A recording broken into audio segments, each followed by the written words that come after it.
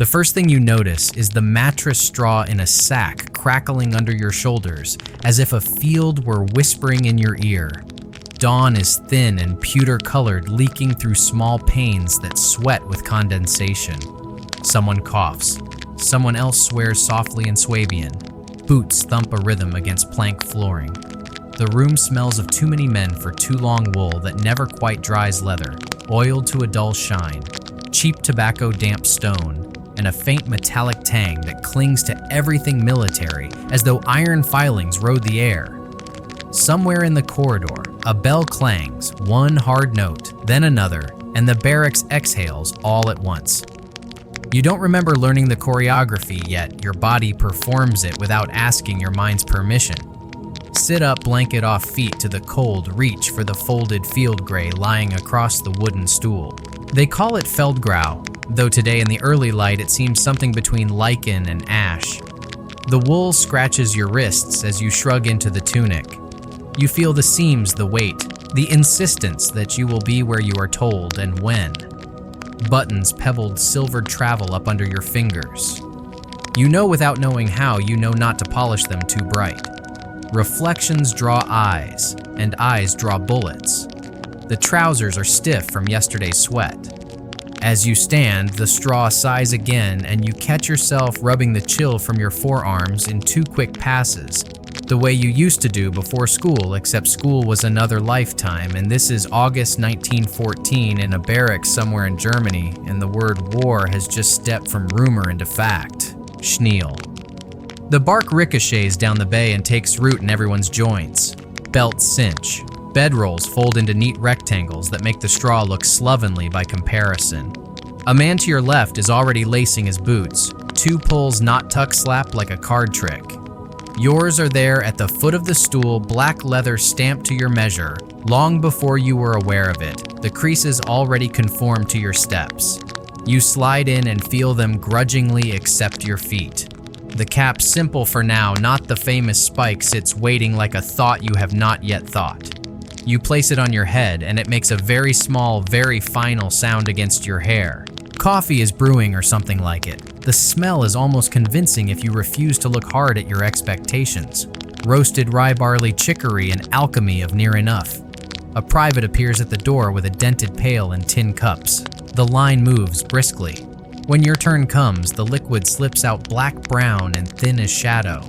Beside it, a wedge of dark bread lands in your palm, still faintly warm from an oven that must have been awake long before you were. You take a bite. It is coarse and dense, a chew that asks for commitment. Someone chuckles behind you. Genug to stop a bullet, the voice says. You turn and find Heinrich grinning all teeth and good humor, the sort of face propaganda posters like to borrow. You know him, though if pressed you could not list the steps by which you became friends. War gives you acquaintances first and explanations later. Heinrich shoulders into his tunic. Paris, by Christmas, he says around his bread, not boastful so much as repeating a weather report. They've been planning this since our grandfathers. In Belgium for breakfast, France for supper.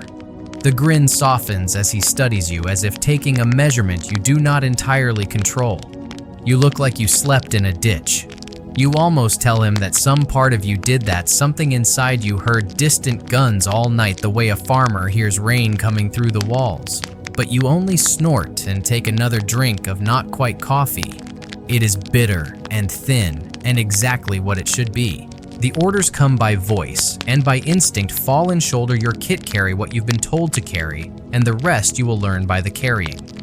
The leather belt is snug. It drags at your hips with the weight of pouches filled to doctrine 5 chargers per 25, each side 120 rounds nodding solemnly against your ribs whenever you breathe too quickly. Your bread bag hangs at your left, thumping a quiet accompaniment. A clasp knife, a stub of pencil paper already smudged to comb, a needle set rations that never feel like abundance. The canteen clips on with a reassuring click. The bayonet, long and brutal in profile, balances your right. And then the rifle, the Gewehr, 98 longer than your reach, clean and oiled, smelling of solvent and authority. Your hands find it as if they were trained while you were someone else. The corridor delivers you into a courtyard, the courtyard into a street. The morning has developed a skin of brightness. Summer leans against the eaves and turns windows into warm squares. A brass band is playing something brisk, as if it could march on its own. Girls of every age throw flowers like small comets. A boy with an oversized cap holds his salute too long and sways with the effort. Old men who remember 1870 lift their chins like men facing a barber. The parade is not yours or theirs, but both a shared performance of certainty. Flags move like the sea. Words ride the air. Kaiser Vaterland flicked, and for a moment, you could let them carry you the way a current carries a swimmer, easy and confident, as if Europe were a river with only one direction. But the current breaks against a rock in your gut. It is so faint you could pretend it is nothing too little breakfast, not enough sleep, but it is there. Perhaps it is only the knowledge you do not know how you know that wars have conclusions. No one plans that maps are promises written in pencil, that Christmas is a poor negotiator. Heinrich bumps your shoulder with his elbow, friendly. "We'll write from Paris," he says. "You'll see. They'll put it in the papers, Bavarians in the cafes." You decide generously not to point out that cafes exist here too, and that the coffee is always better when you're not carrying a rifle. The train station blooms out of brick and noise. Steam huffs along the platform in practiced sighs. Mothers lean over iron rails to arrange scarves that do not need arranging. Someone cries quietly into a gloved fist. You lift your kit up the carriage steps and discover that a wooden bench can be made to seat more men than its dimensions strictly allow. The rifle settles between your knees, barrel up observation and promise. Heinrich wedges in opposite you and offers the end of a cigarette. You take it, fire it from the match. A corporal scrapes off the carriage wall and spend 3 shared seconds pretending to be men who are not on a timetable history has already printed. The whistle is a slash through everything. The platform begins to move, or the train does. The distinction disappears with the first lurch. As the city rolls away, the regiment learns its own music, the rattle of couplings, the creak of belts, the scrape of boots, finding purchase on every rhythm the rails invent. The men sing because men always sing when they are scared, and not allowed to be songs about mothers and mountains, and women with eyes the color of the Rhine at dusk. You know the words because everyone does, and because tradition is a more reliable compass than thought on mornings like this. An officer steps through the door, pauses while the train sways, and gives you the set piece about duty and confidence and momentum. He is young enough to believe every syllable and old enough to say them well. You nod at the appropriate beats and watch his hands. They do not tremble. Yours do not either, which surprises you in a distant way, as if your nerves belong to someone who has not been paying attention. Another private passes down the carriage with a stack of envelopes and pencils. "Brief knockhouse," he says too brightly. You take one. The paper is thin enough to show the lines of your palm through it. What do you write that the censor won't turn into lace? The weather, the bread. Heinrich's grin. You promise things the calendar will have to solve. Fields unfold outside, then woods, then a village that seems to have been arranged deliberately for the view from your window, church spire half-timbered inn. A dog that chooses the exact moment you pass to chase its own tail. It is an ordinary country you are being asked to risk for, which is perhaps the point. When the train slows again, it does so into a station already crowded with men who wear your uniform and your expression. The platform is a kaleidoscope of identicals. The air tastes faintly of coal and resolve. You step down into it and hitch your kit once more. The boots catch the cinders and mud the way boots always do, and somehow this grounds you more than any speech. You exist where your weight meets the earth. The squads are counted, recounted, corrected. The band has arrived ahead of you, impossible and yet true, and its brasses flare like coins in the sun. A child breaks from his mother and runs alongside as you form up, shouting a question at no one in particular. Wann kommt ihr zurück? When will you come back? The men laugh the way men laugh when they do not want to answer. Heinrich leans toward you. Home by Christmas, he says again, softer now, almost to himself, as if repetition could carve a door in the future you might walk through without injury. You adjust the cap on your head. It sits at the angle you learned by imitation before dawn, the angle that says both soldier and son. The bell rings. The column steps forward. The sound of leather and wool and wood becomes a single animal moving through a human city. You breathe in the smell of it all, iron and smoke and bread and fear, and taste the thinnest film of bitter coffee still on your tongue. The day is already hot. The map in someone's office is already wrong. You march anyway. The train rattles west through farmland that smells of late summer hay and coal smoke, carrying you and hundreds of men who still believe this war will be quick. Cards slap against wooden seats, someone sings a marching song off-key, and Heinrich scribbles a letter home promising Christmas dinner in Paris. The words feel lighter than the heavy rifle resting across your knees. At every small station, crowds cheer, tossing flowers and folded notes. Children wave as if you're heroes in a traveling play. By dusk, you roll into the borderlands where the mood hardens. Officers order packs tightened and rifles checked. Rumors slip along the carriage, Belgian snipers, British guarantees French armies already moving. When the train empties onto a darkened platform, the air is damp and metallic. You march through narrow cobbled streets under a sky streaked with late light, the echo of boots sharp against stone. Somewhere ahead, artillery thumps like a distant storm. The next morning brings Belgium. Farmhouses stand quiet, shutters drawn as columns of field gray flow past. Smoke rises from villages where resistance was fiercer than planners expected. You catch glimpses of faces at windows, fear, anger, a flash of defiance before curtains snap shut. The weight of your pack digs into your shoulders. Sweat slicks the wool against your skin. Then, the first battle arrives without ceremony. One moment you're on a country road lined with poplars, the next you're belly down in a ditch as rifle cracks and machine gun chatter tear the air apart. Bullets snap branches overhead. The ground trembles under shells. Training takes over. Load aim fire, 5 rounds at a time. The Gover 98 slamming your shoulder with each recoil. Smoke and dust blur friend and foe into silhouettes. Somewhere to your left, Heinrich shouts, then goes silent. You glance over to see him clutching a leg dark with blood. You drag him behind a stone wall, while your heart hammers like a drum, then crawl back to the line because there is nothing else to do. Hours stretch into a single roar until at last the firing fades. The Belgians retreat. You are alive, ears ringing, hands trembling so badly you can barely reload. Night falls over fields chewed to mud. You collapse inside an abandoned farmhouse, too tired to remove your boots, the smell of scorched hay mingling with the copper of blood. The war that was supposed to be a quick march to Paris has announced itself in smoke and screams, and the certainty of those cheering crowds feels like something you dreamed weeks ago. Days blur into a haze of marching trains and the aching weight of your kit. The Schlieffen Plan, that elegant arrow on a general's map, is already fraying. Belgian resistance is stubborn, and their flooded fields turn roads into swamp.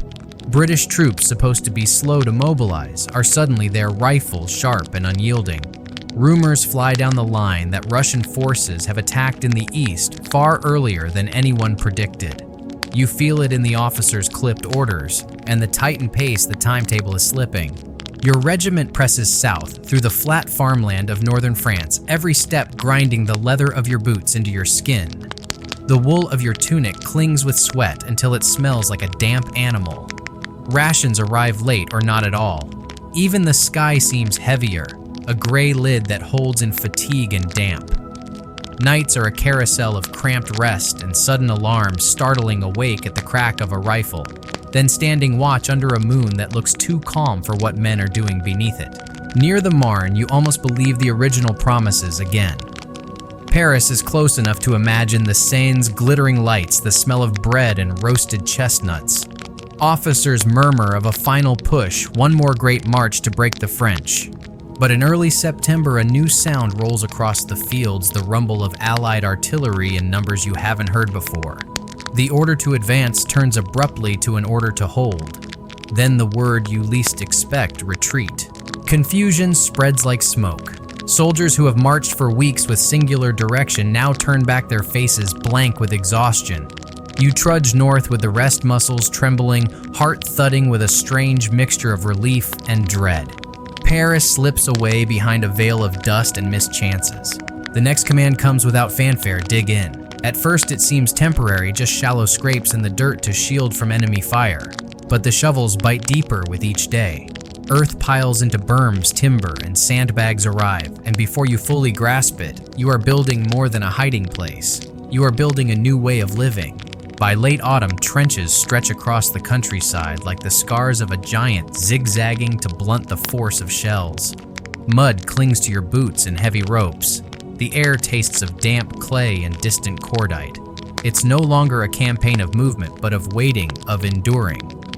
The lightning war promised by strategists has settled into something colder, slower, and far more cruel, a stalemate of earth and iron where time itself seems to have stalled. Each night, as you huddle against the trench wall, listening to the creak of timber and the soft hiss of rain, you feel the great plans of empires shrinking to the width of a muddy ditch. The war that was to be over by Christmas is now a question with no answer, and you are learning how to live inside that question, one sodden, sleepless hour at a time. The trench you help scratch into the French earth begins as a shallow ditch barely enough to hide a crouched man. Within weeks, it is an underground world. Orders come down to deepen and reinforce. Shovels bite through clay until the walls rise higher than a man's head. Timber and sandbags line the sides to keep them from collapsing, and each spade of earth feels like you're burying the old idea of a swift victory a little deeper. The German engineers bring precision to the work. Instead of a straight line, the trench bends and zigs like a child's scribble, so a single shell blast can't rake the whole length. Communication trenches branch back like capillaries towards supply depots and command posts. At first it seemed strange to invest so much labor in a war that was supposed to last mere months, but everyone digs without complaint. The officers speak of winter quarters and holding what we have gained their voices, hiding the realization that the Schlieffen plan is dead. Soon dugouts appear, first crude holes, then timbered chambers sunk 12 feet below the surface. You spend long hours hauling wood, stacking sandbags, hammering support beams, while artillery thuds somewhere beyond the mist. These shelters become small worlds of their own, dark corridors lined with bunks, tables hammered together from scavenged boards, lanterns swinging with every distant concussion.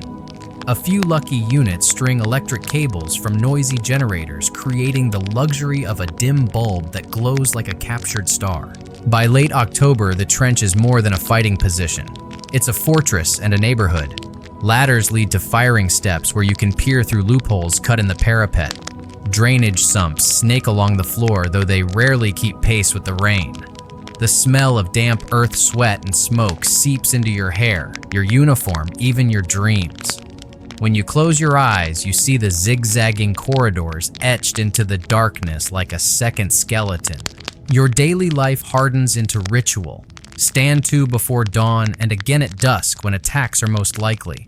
Work parties during daylight to shore up walls, repair duckboards, and pump out water.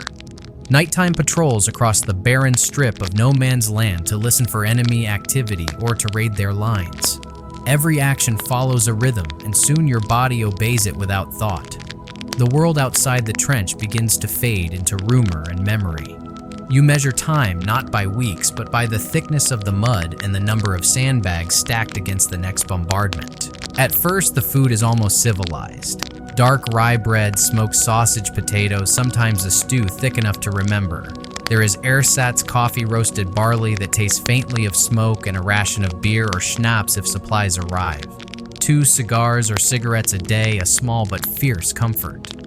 You learn to light them with one hand cupped against the drizzle, the ember, a brief defiant spark in the endless gray. Then come the smaller companions' rats fat on scraps and the bodies left in no man's land bold enough to scamper across sleeping soldiers. Lice that bite and itch until you scratch yourself raw, leaving tiny red constellations on your skin. You boil your shirt when you can, but they always return stowaways in the seams. At night you feel them crawling and pretend you don't. Everyone pretends. It's easier. The soundscape of the trench becomes another sense entirely. You learn to distinguish the dry whip of a rifle shot from the mechanical stutter of a machine gun, the distant growl of artillery from the sudden shriek of a shell headed for your coordinates. When a mortar round lands close, the earth heaves as if some enormous creature is rolling beneath you. After a while, you stop flinching. Your body tenses and releases on its own like a violin string plucked by invisible fingers. Rain is the constant enemy. It pools ankle deep, then knee deep, turning the floor to sucking mud. Boots rot. Feet swell and crack until the medics mutter about trench foot, a slow rot that can cost a man his toes.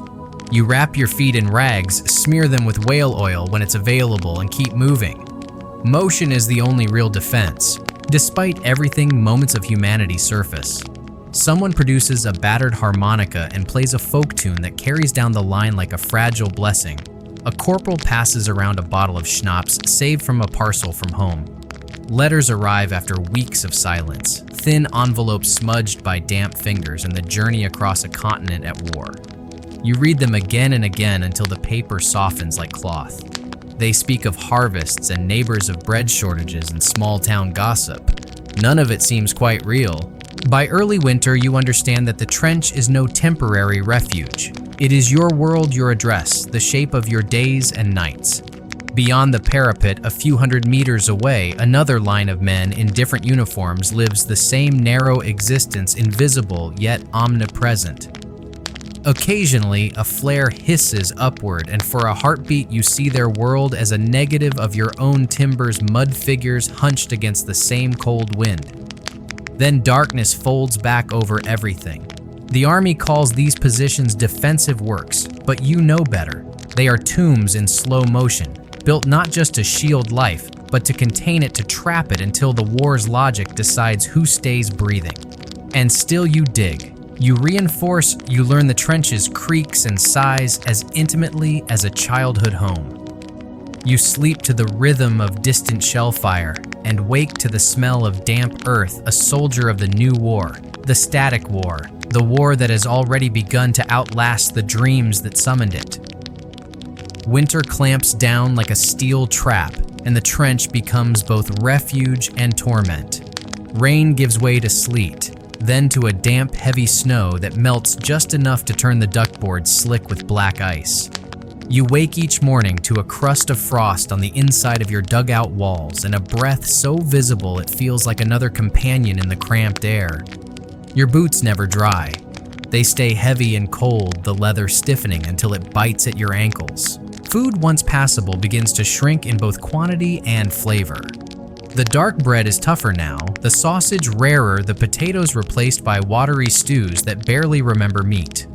Coffee is a bitter brew of roasted barley and chicory, thin as ink. When supply lines falter, the company cooks stretch every ingredient past recognition. Turnip soup so bland it tastes like boiled fog bread that crumbles into dust before it reaches your mouth.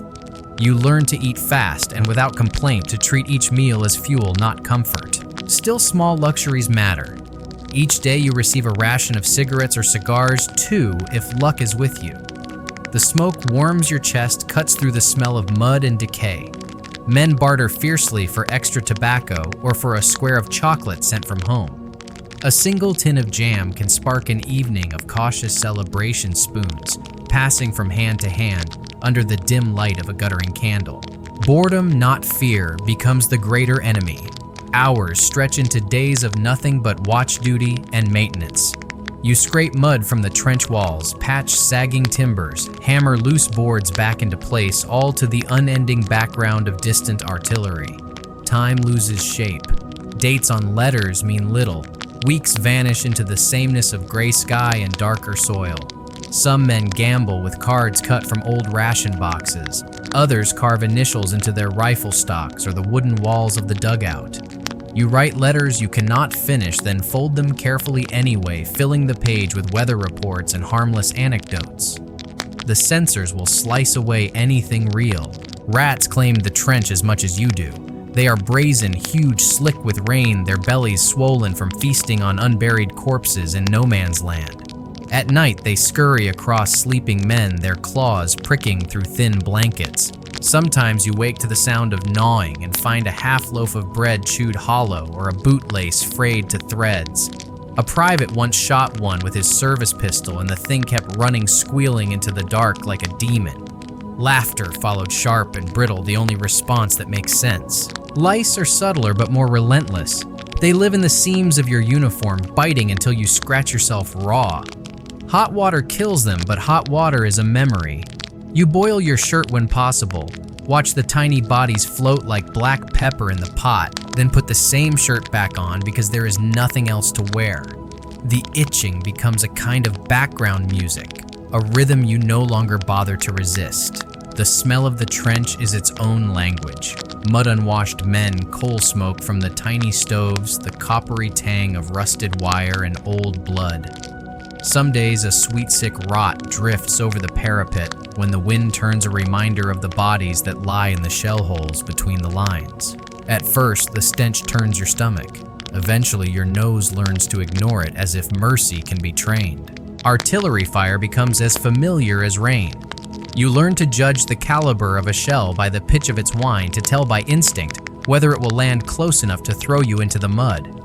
At night, the sky sometimes flickers green or orange as flares burst overhead, casting long twisted shadows of barbed wire across the frozen ground. You stop thinking of the enemy as men and more as a presence, a force just beyond sight, always there, shaping every choice you make. Despite the misery, there are strange moments of connection. During a lull one evening, a soldier 2 sections down begins to hum a folk song from the Rhineland. Others join their voices, low and rough, weaving through the cold air. Someone produces a battered violin. Its thin notes float above the trench like smoke. For a brief time, the war recedes, replaced by something fragile and human. As December nears, whispers of Christmas drift along the line. No one expects much, perhaps an extra ration of schnapps, maybe a few letters from home. Yet the night of December 24th brings an unexpected quiet. The guns, which have rumbled without pause for weeks, fall silent, as if the earth itself is holding its breath. Across the darkness, faint and clear, you hear it attune in English. First, then German, still knocked. Men climb cautiously onto the parapet rifles slung across their backs. Lanterns flicker like stars. From the British side, voices answer with carols of their own. Someone shouts a greeting. Someone else tosses a small package across the wire. Laughter follows, tentative at first, then warm. Against every order and every instinct, soldiers from both armies meet in the middle ground that yesterday belonged only to death. They shake hands, trade cigarettes, and chocolate show family photographs.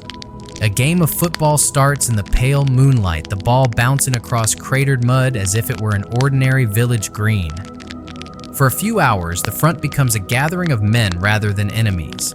You share a piece of hard sausage with a British private whose accent you barely understand, and it feels like an impossible dream. But as dawn approaches, officers move through the lines, stern and unsmiling. The truce cannot last. The war must continue. Slowly, almost shamefully, men drift back to their own sides.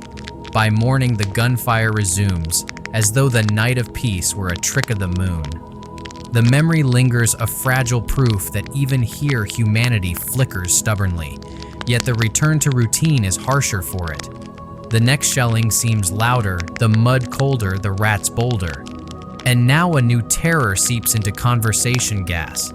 Word spreads of a weapon the French may use, or perhaps the Germans' first clouds that burn lungs and blind eyes.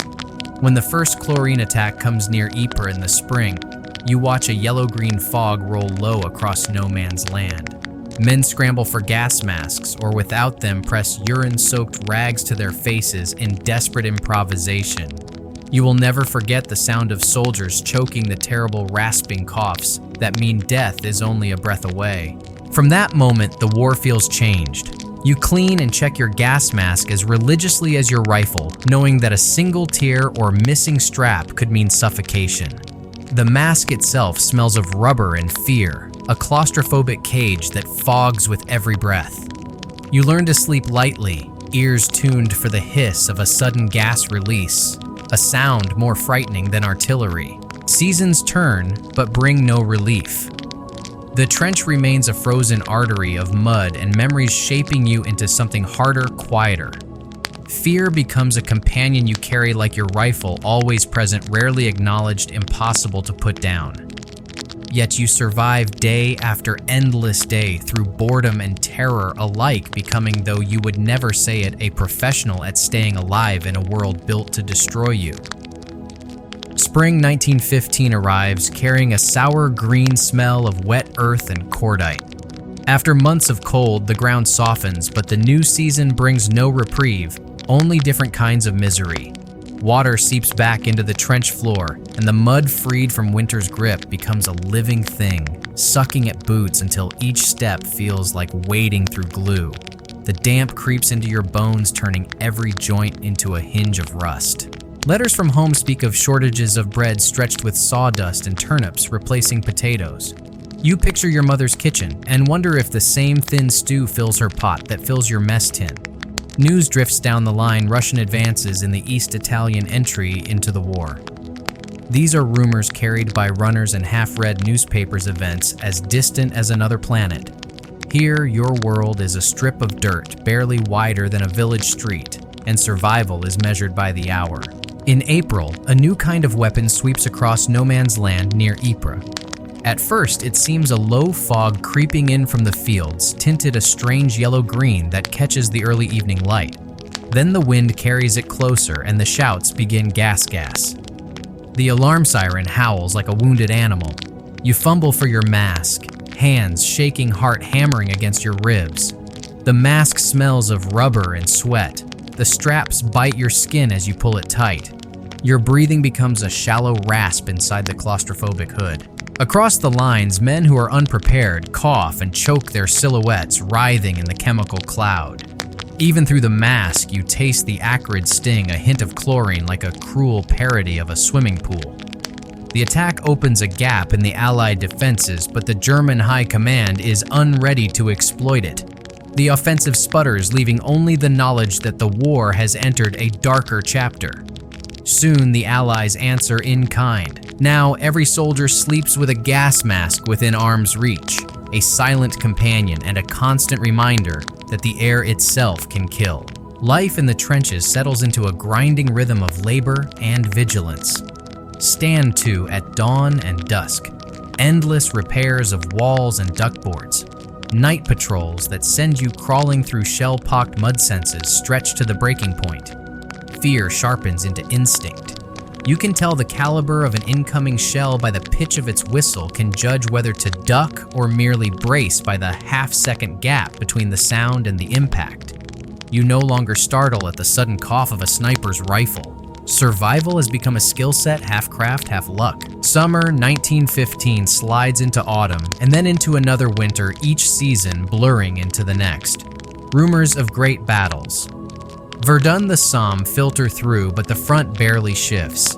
Millions die for a few yards of cratered earth. Your world shrinks to the trench you know as intimately as your childhood home.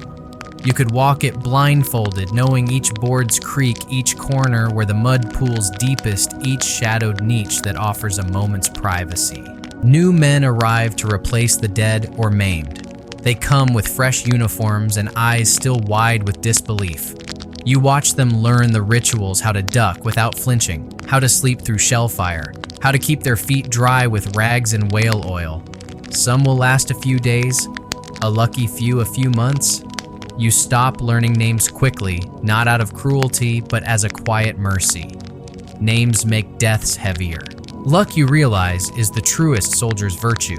You survive because a shell lands 10 feet to your left instead of 10 inches, because a sniper chooses another target, because the patrol decides to raid the trench section next to yours.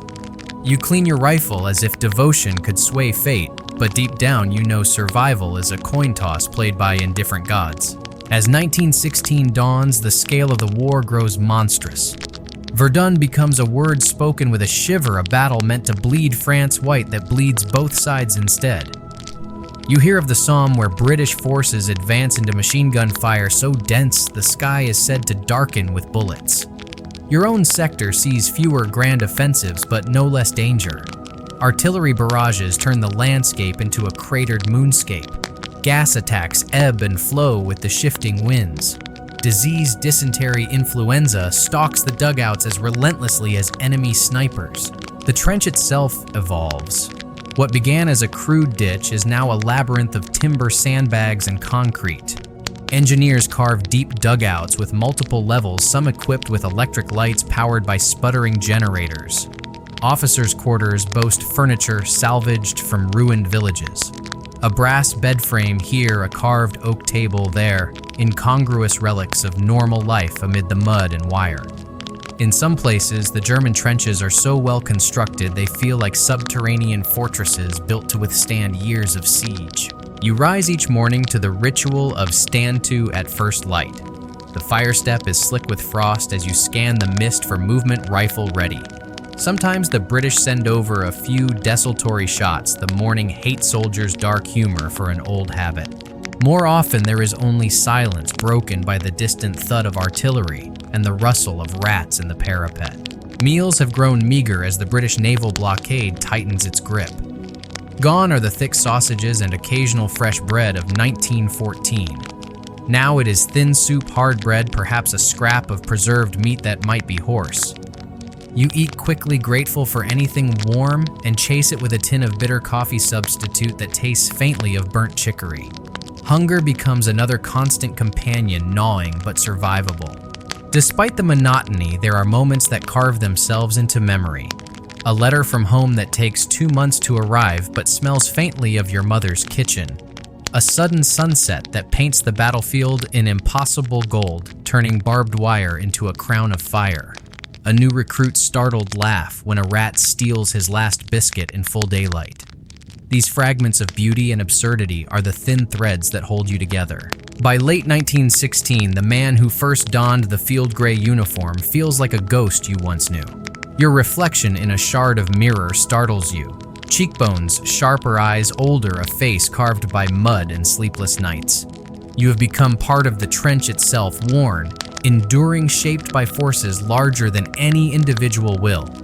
Somewhere beyond the horizon, diplomats and generals make plans, but here, survival is the only strategy. And you have learned it well.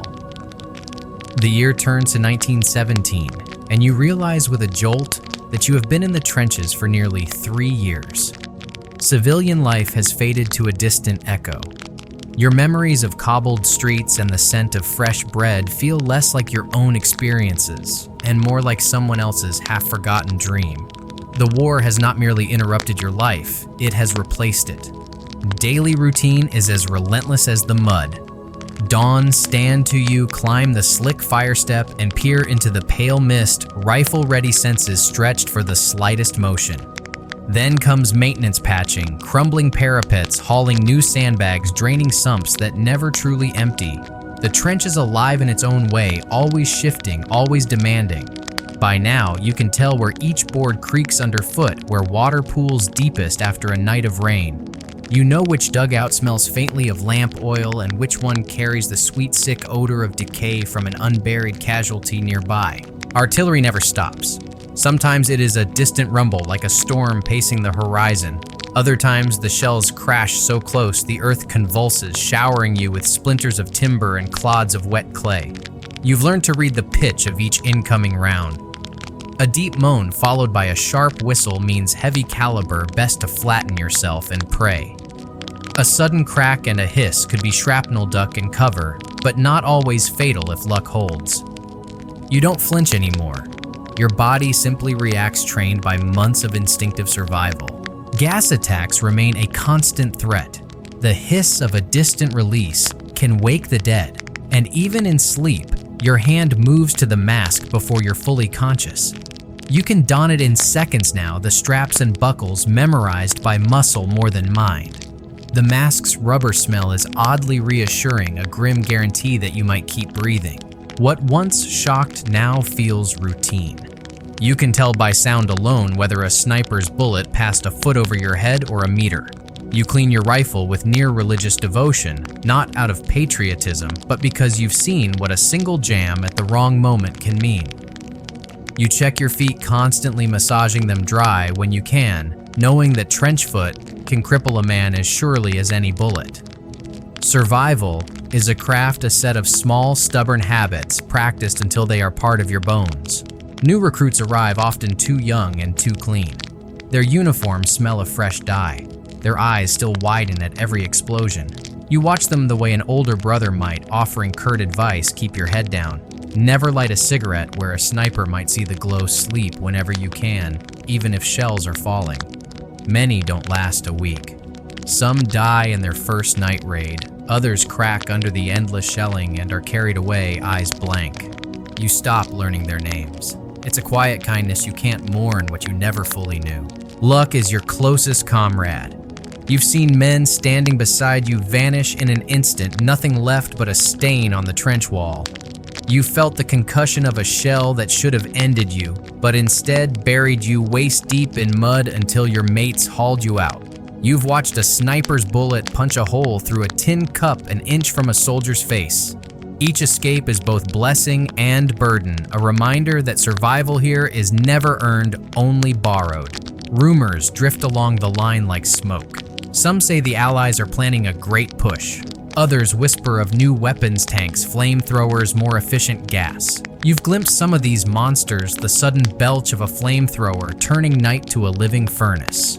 The slow, implacable advance of an armored behemoth across no man's land, its treads grinding mud and corpses alike.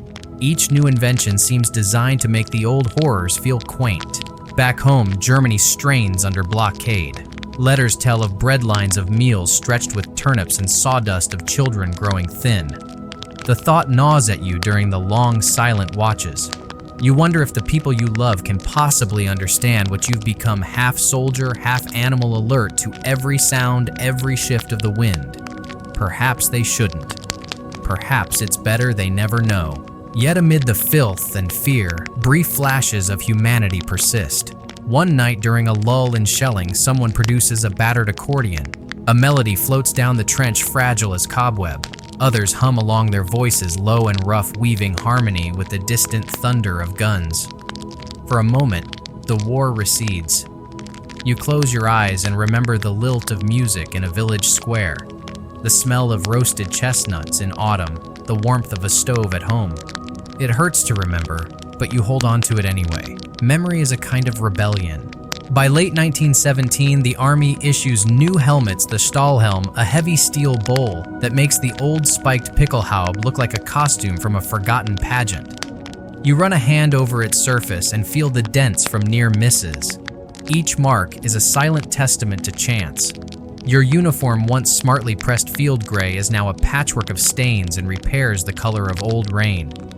Gear evolves to match the war's brutal logic: better gas masks, improved grenades, sturdier boots. You adapt with it, becoming a different creature than the man who first boarded that train 3 years earlier. The British naval blockade tightens. Rations at the front grow smaller, meals thinner. Meat becomes a memory. Bread is bulked with ground straw. Coffee is a bitter parody, roasted barley with none of the warmth of the real thing. You dream of food the way you once dreamed of peace: thick soup, soft loaves, butter melting on warm crust. Hunger is a dull ache you carry everywhere, an emptiness that echoes inside your chest. Still, life clings stubbornly to the edges of the trench. Rats breed in the refuse. Weeds push through cracks in the duckboards when the weather turns warm. Men tell jokes so black they would scandalize their mothers, but keep despair at bay for another night. You find yourself laughing at things you would once have thought unspeakable, a defense as necessary as your rifle. By the year's end, you have grown into a soldier who trusts nothing and notices everything. You can read the sky for hints of an incoming barrage, hear the difference between British and French artillery by the timbre of their explosions, judge the enemy's mood from the pattern of their patrols. You are no longer the eager recruit of 1914, or the startled survivor of that first Belgian firefight. You are a veteran now, tempered by mud steel and the relentless arithmetic of chance. And yet, for all the numbness, you remain aware of a quiet hope, thin as a candle flame, that the war must end. No one says it aloud, but you see it in the way men linger over letters from home, in the silence that follows news of yet another failed offensive. You see it when the moon rises over no man's land, silvering the barbed wire until it looks almost beautiful, as if even this scarred earth longs for peace. Night falls again, and you settle into your dugout, the lamplight flickering across damp timbers. Outside, the guns mutter like distant thunder. You wrap your coat tighter and listen to the slow drip of water from the ceiling, each drop marking another second survived. You are still here.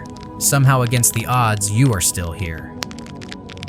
Early 1918 brings a brittle cold that stiffens the trench walls like iron. Snow crusts the duckboards in uneven ridges, crunching underfoot as men shuffle through their morning routines. By now, the war feels endless, a season that never changes, no matter what the calendar claims. You wake, eat, stand to repair patrol. The pattern repeats until the days lose their names. Time itself has narrowed to survival. Rations grow meaner with each month of blockade. Where once you chewed thick rye bread and sausage, now you gnaw at crusts bulked with sawdust. The flour stretched beyond recognition. Coffee is little more than roasted barley, and chicory bitter and thin. But you cradle the tin cup anyway for the faint heat it provides. When a rare shipment of real beans arrives, men trade favors and extra guard duty just to hold a single steaming mug. Hunger is no longer an event. It is the background hum of existence, as constant as the lice that burrow into seams of cloth and flesh. Letters from home speak of the same scarcity. Your mother writes of turnip meals and ration cards of neighbors bartering furniture for flour. She still tries to sound cheerful, but the words carry the weight of a country starving. Sometimes the letters arrive months late or not at all, a silence more brutal than any bombardment. You find yourself rereading the few that survived the censors and the mud until the paper softens like cloth. The men around you, those who remain, are leaner, quieter. Their faces are a map of fatigue, eyes rimmed in permanent shadow. New recruits arrive to fill the gaps, pale boys scarcely old enough to shave. They smell of fresh wool and anxiety.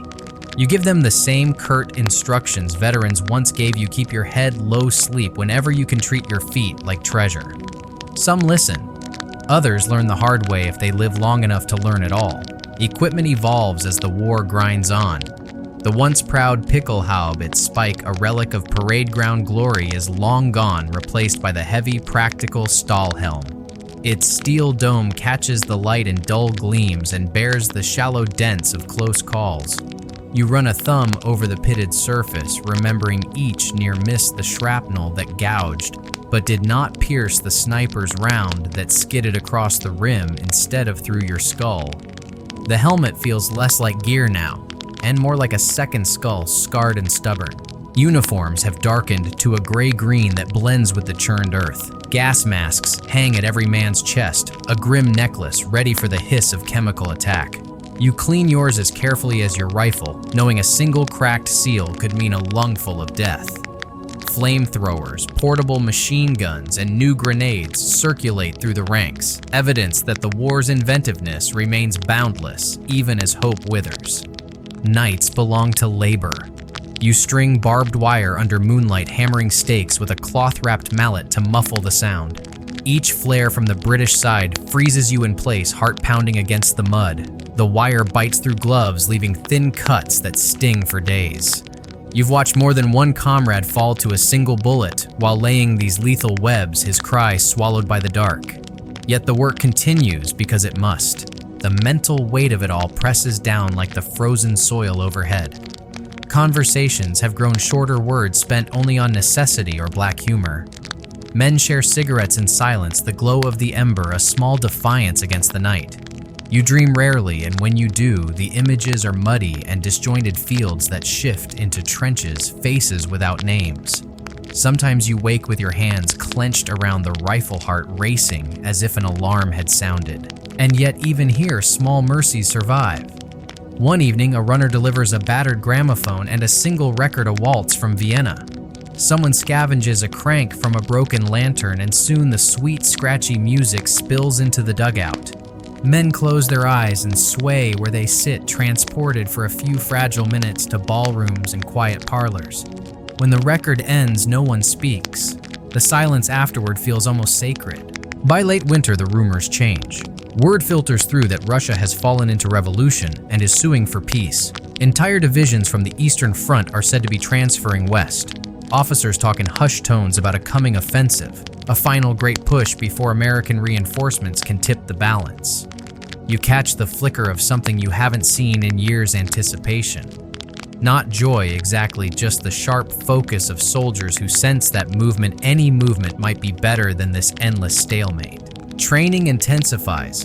You are selected for a stormtrooper unit chosen for experience and the stubborn health that has somehow endured years of bad food and constant stress. The regimen is grueling but oddly invigorating after so many months of waiting. You practice new infiltration tactics, moving in small groups, slipping through weak points, bypassing strongholds to sow chaos behind enemy lines. The weapons are different: 2 light machine guns, grenades shaped like eggs, flamethrowers that belch fire like something out of a medieval nightmare. For the first time in years, you feel your body wake from its trench-bound stupor. Muscles remember their strength. Lungs expand with sharp winter air during forced marches.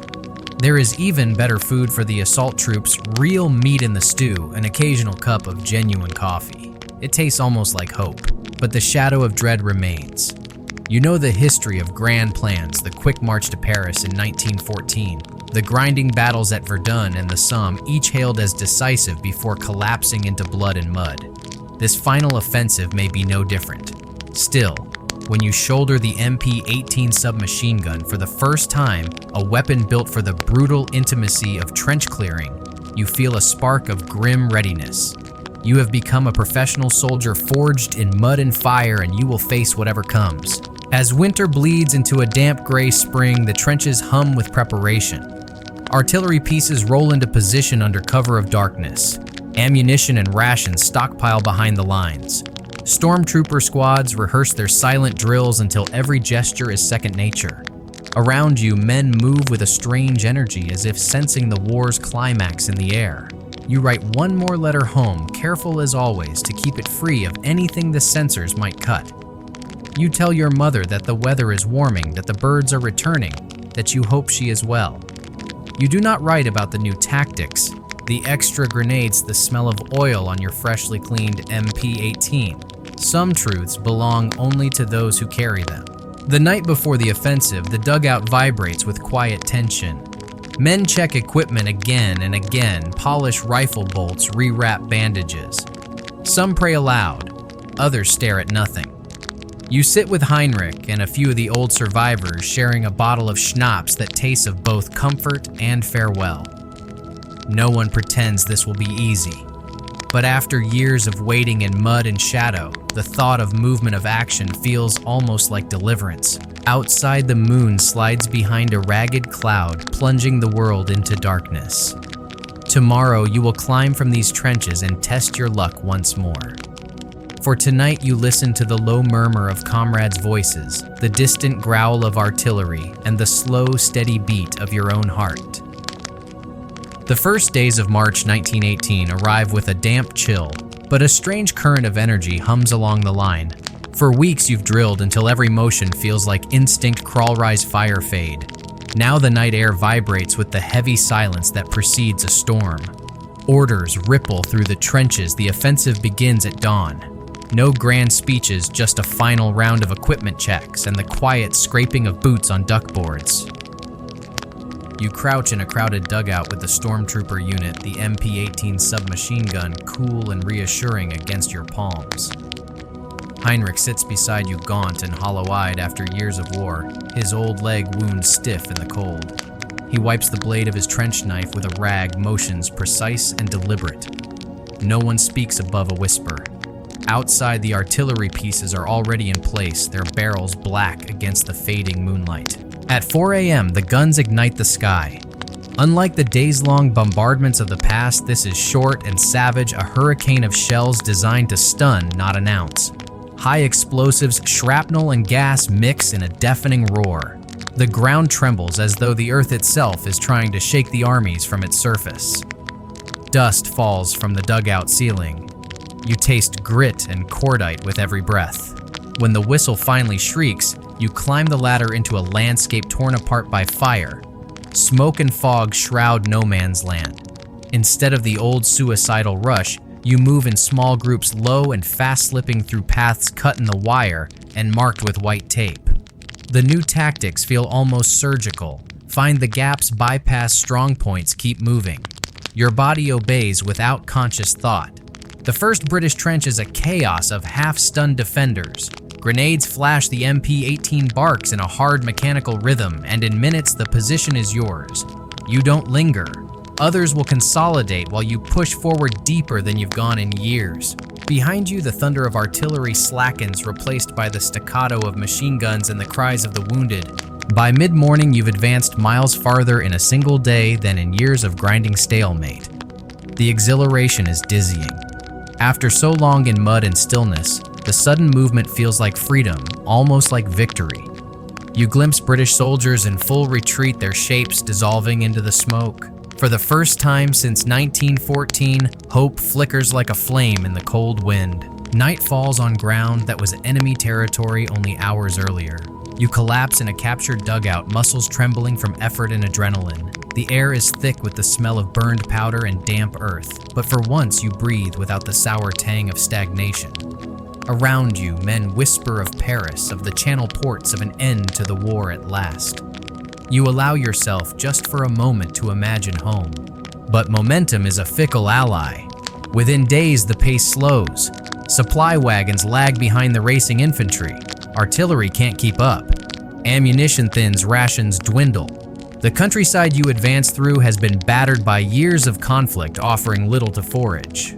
Rain returns, turning roads to sludge and making every step a battle. By the second week, progress is measured in yards again. The British, once reeling, regroup with grim efficiency. Reinforcements pour in, and the relentless rumble of new artillery begins to answer your own. Tanks appear more frequently now, bigger, faster, less prone to the mechanical failures that once made them easy prey. You see them lumbering across churned fields, iron beasts escorted by infantry. Your unit carries heavy anti-tank rifles, but they are clumsy, their recoil brutal, and there are never enough. Then the worst rumor proves true: the Americans have arrived in force. Tens of thousands, soon to be hundreds of thousands, young and fresh and seemingly endless. Their presence changes the air itself. You sense it in the more confident push of the enemy, the renewed crack of rifle fire at dusk. The offensive that began with such startling success begins to falter, then stall. Weeks stretch on in a grim replay of every campaign you've endured. Exhaustion settles back into your bones. Rations are cut again. Bread is thin, meat scarce, and what little there is tastes faintly of rot. The once celebrated MP-18 grows heavy in your hands, its magazine a constant worry as supplies dwindle. You fight skirmishes to hold ground you captured only days before, each small hill or cratered village paid for twice over in blood. By late spring, the countryside is a ruin. Shell-blasted trees stand like blackened teeth. Streams run cloudy with silt and something darker. You sleep in barns and ditches and abandoned houses, where the walls still echo with the voices of families long fled. Each night you clean your weapon by the flicker of a candle, counting the rounds you have left as if they were breaths. Disease finds you again in the summer heat. Spanish influenza sweeps the line, striking with a speed that shocks even hardened soldiers. Men who have survived years of artillery and gas die in a matter of days, feverish and gasping. You feel it too, a sudden weakness, a burning in the chest, a cough that brings up flecks of blood. For a week, you lie in a makeshift infirmary, half dreaming, half dying, but somehow your body fights through. When you return to your unit, fewer faces greet you. Death has thinned the ranks more efficiently than bullets. By July, the tide has unmistakably turned. The Allies, bolstered by American divisions and endless material, launch counteroffensives that hammer the German lines. Retreat orders arrive with weary regularity. You fall back from shattered villages and ridges taken at such cost only months before. Each withdrawal cuts a little deeper, a quiet admission that the spring gamble has failed. Morale sags like a waterlogged sandbag. Men march in silence, eyes fixed on the mud, no longer even pretending to believe in victory. Conversations once sprinkled with black humor dwindle to muttered curses, or nothing at all. Heinrich limps beside you, his face a mask of stubborn endurance. "We've lost," he says, one night, voice flat. No one argues. Food becomes a daily torment. The blockade strangles Germany tighter. Rations shrink to near starvation. Bread is gray and gritty with filler soup, little more than tepid water. You punch new holes in your belt as your body thins, the uniform hanging loose on shoulders, sharp as rafters. Yet you know you are still luckier than those at home where famine gnaws entire cities. Autumn brings the final unraveling. Retreat turns into rout in places supply lines collapse, and replacements are boys or gray-haired men barely trained to hold a rifle. You, once a raw recruit, are now a sergeant by sheer survival, your experience more valuable than rank. Orders blur into rumor. Commanders change weekly. The front is a patchwork of desperate stands and sudden collapses. One wet October evening, huddled in the corner of a ruined farmhouse, you listen to the rain lash the shattered roof, while word filters through of mutiny in the navy, of revolution in Berlin, of the Kaiser's power slipping away. None of it feels real yet. All of it feels inevitable. The war that once seemed endless now seems moments from ending, not with victory or even a clean surrender, but with exhaustion, hunger, and a quiet, grinding collapse. Still, you march eastward, now the road home stretching ahead like a question you are almost afraid to answer. Each step echoes with the memories of friends left behind and years consumed by mud and fire. You have survived another offensive, another season, another brush with death. But as the nights grow colder and the days shorter, you wonder what kind of life waits beyond this war, if life after all of this can ever truly be called peace. November 1918 arrives with a damp gray sky that seems to press the horizon closer each day. Your regiment, once a proud spearhead of the Kaiser's army, now limps eastward through northern France, a column of hollow-eyed men moving without ceremony. Boots scrape on wet cobblestones slick with fallen leaves. You carry only what you can fit into a battered bread bag, the dented stall helm that has saved your life more than once, a half-empty canteen, and a few letters folded so often the creases have begun to tear. The signs of collapse are everywhere.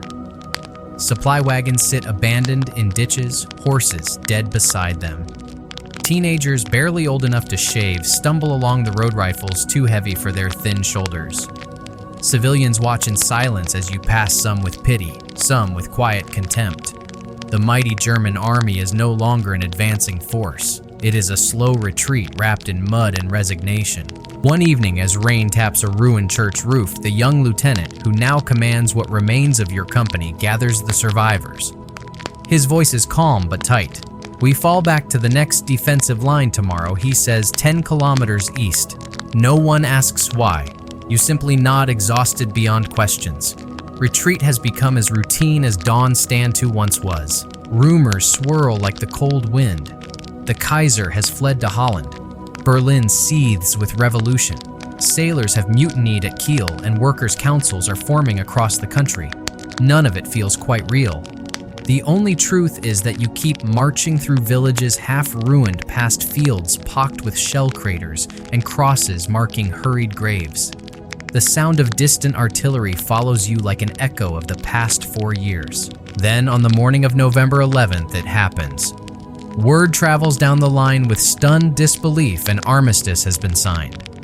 At 11 o'clock, the guns will fall silent. You brace for some sudden roar of celebration, but when the hour arrives, there is only an uncanny stillness.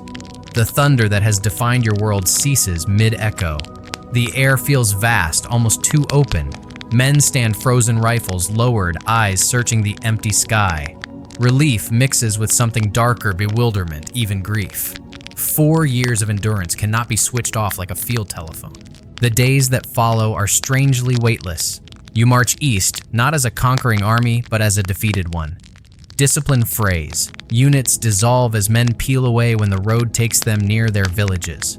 Your own company, once 100 strong, is down to a few dozen by the time you reach the German border. Some weep openly when they cross onto home soil.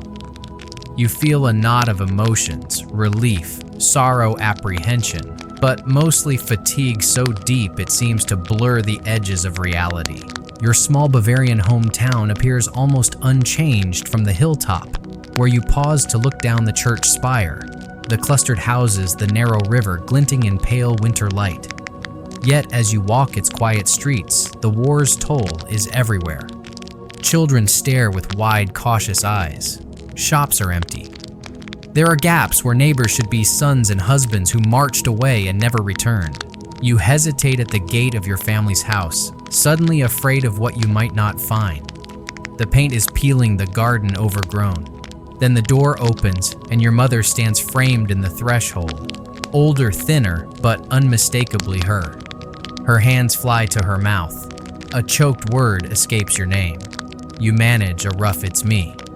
I'm home before she wraps you in an embrace that smells of wood smoke and laundry soap. Behind her, your father appears, shoulders stooped, eyes shining.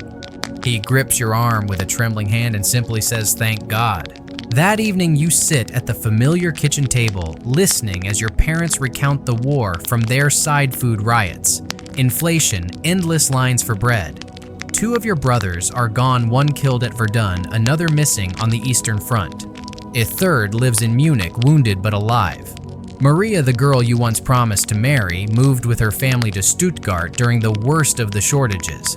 Her letter stopped months ago. You absorb the news with a strange detachment as though it belongs to someone else's life.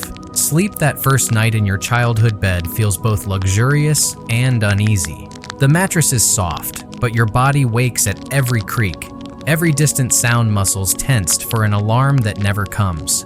Dreams drag you back to the trenches. The whistle of shells, the hiss of gas, the heavy silence after a bombardment. You wake before dawn, heart pounding, reaching instinctively for a rifle that isn't there. Weeks pass in a rhythm you barely remember, helping your father in his carpentry shop, mending fences, chopping wood. Yet the habits of war linger. Sudden noises make you flinch. Crowds tighten your chest. Other veterans in the village carry the same haunted look. You recognize it instantly, the 1,000-yard stare of men who have seen too much and explained too little. Together, you share quiet drinks at the tavern, conversations sparse but understanding. No one bothers with speeches. Silence is easier. News from the wider world trickles in. The politicians in Paris are shaping a treaty, carving up territories and assigning blame. President Wilson speaks of 14 points while the Allies demand reparations so heavy they sound like punishment, not peace. Your father shakes his head over the newspaper. "This will not hold," he mutters. "They're planting seeds for another war." You say nothing. Politics feels distant, almost trivial compared to the daily task of learning how to live again. Slowly, the countryside heals. Fields are plowed, children play in lanes once shadowed by worry. You work beside your father, relearning the feel of wood under your hands. At first, the tools seem foreign, your fingers clumsy after years of rifles and shovels. But muscle memory returns. The scent of freshly cut pine begins to replace the smell of mud in your mind. Then one afternoon, while carrying lumber through the village square, you see her, Maria. She wears a simple blue dress and carries a basket of vegetables. For a moment, the world narrows to the space between you. Her hair is darker, her eyes more serious, but the tilt of her smile is unchanged. You speak her name. She turns startled, then smiles with a mixture of wonder and caution. "I wrote," she says softly as you walk toward each other. "The letters came back or disappeared. I thought you..." Her voice falters. "I waited," she adds, "and that is enough. Your reunion is not the stuff of fairy tales. Too much has happened and both of you are changed." But there is a steadiness in her presence, a quiet understanding that words cannot capture. Evening after evening, you walk together through the fields, talking of small things. Gardens, neighbors, the coming spring, leaving the war, mostly unspoken. She seems to know that some stories are too heavy for language. Months later, with the countryside greening again, you propose using the same simple ring you gave her before the war. She kept it on a chain around her neck all these years. "Yes," she says simply, and the word feels like a beginning. The wedding is modest, rations remain tight, but joy flickers through the village like the first warm breeze of summer. Neighbors bring bread, a musician plays a worn fiddle, and for a night, the scars of war recede beneath the rhythm of dance. Together, you start to build a small house on a corner of your father's land. Your carpentry skills return in full measure. Maria plants a garden that will feed you both. Each evening, you sit beneath a new roof, the scent of sawdust and earth mingling in the twilight, and marvel at the fragile miracle of peace. The war will never leave you entirely. The nightmares still visit, the sudden noises still tighten your chest. But you learn to carry those memories like weathered timber. Heavy, yes, but part of the structure of the life you are making. The empire you once served is gone. Germany is now a republic, humbled and divided, struggling under the weight of reparations and political upheaval. But as you watch Maria tend the young plants in the garden and feel the rough wood of your own handiwork beneath your palms, you begin to believe that something new can grow from the wreckage. One quiet night, you sit by the fire, her hand in yours, and listen to the wind ruffle the trees outside. For the first time in years, the sound does not remind you of artillery. It is only wind, soft, ordinary, and full of promise. You close your eyes and breathe deeply, tasting not smoke or gas, but the simple air of home. At last, after 4 relentless years, you are not merely alive, you are living. The early months of 1919 slide by in a haze of tentative peace. Winter clings stubbornly to the hills of Bavaria, but you feel a slow thaw inside yourself. Each morning, you and Maria rise to a life that is quiet, almost fragile in its normalcy, cutting firewood, tending the small garden, mending the tools that helped build your modest house. The rhythm of civilian days is strange after the relentless structure of the trenches, but it steadies you more than you expected. At first, you notice every sound as if it might be an artillery shell, the slam of a door, a wagon wheel cracking against a stone, a child's sudden scream of delight. Your body tenses before your mind catches up. Maria never comments when she sees your shoulder stiffen or your hand twitch toward a weapon that isn't there. She simply continues speaking in her calm, measured voice, offering a cup of coffee, or rests a hand lightly on your arm until the moment passes. Her patience is a balm no medicine could match. Letters from friends trickle in, carrying tales of Germany's turmoil. Newspapers speak of the treaty negotiations in Paris, words like reparations and war guilt splashed across the front page. Your father mutters over the harsh terms, the loss of territory, the crushing debt. It will breed bitterness, he warns. You listen but remain silent. After years of mud and blood, political debates feel distant, like thunder on a horizon you no longer wish to chase. By spring, the fields around your village are green again. You work beside your father, rebuilding a neighbor's barn, the scent of fresh-cut pine replacing the stench of gunpowder in your memory. At first, your hands are clumsy with the plane and chisel, but muscle memory returns. Each board fitted, each nail hammered flush feels like a small victory over the chaos you survived. Maria tends a thriving garden and begins to plan for children, her laughter carrying across the yard like music you feared you'd never hear again. In the evenings, you sit together under a sky free of flares and tracer rounds, marveling at stars that once were obscured by smoke. You are startled by how much those quiet hours feel like defiance, life asserting itself after years when death ruled every thought. Still, the war's shadow remains. Nightmares come without warning, an artillery barrage that rattles your bones, the hiss of invisible gas. Sometimes you wake choking, heart hammering, as though the trench walls have collapsed around you. Maria never presses for details. She simply holds you until the tremors fade and sleep returns. Slowly, the dreams lose their grip, but they never vanish entirely. The village, too, carries its scars. Empty chairs at kitchen tables, widows in black who move like ghosts through market day, children who will never know their fathers. Veterans gather at the tavern on Sundays, men who share the same 1,000-yard stare. Conversation drifts between long silences, punctuated by rough laughter that sounds more like survival than joy. Words are often unnecessary. You read the memories in each other's eyes. In June, the Treaty of Versailles is signed. Your father reads the newspaper aloud, voice sharp with anger at the war guilt clause and crushing reparations.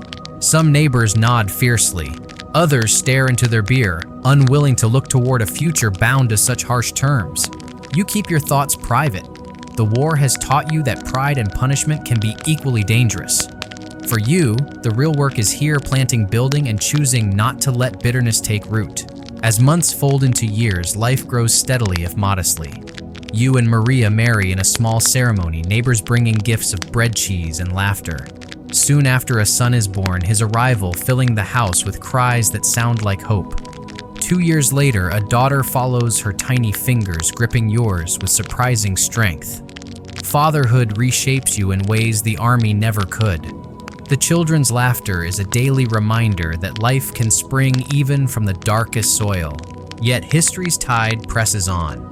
The early 1920s bring wild inflation. Money loses value between sunrise and sunset. Wages are paid twice a day so families can rush to buy bread before prices double. You watch neighbors haul wheelbarrows of banknotes to market for a single loaf. Your carpentry shop survives only through barter tables traded for eggs, cabinets for flour. You adapt as you always have.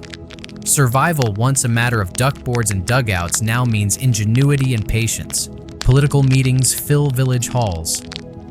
Some veterans speak of betrayal of the stab in the back, their voices rising with dangerous heat.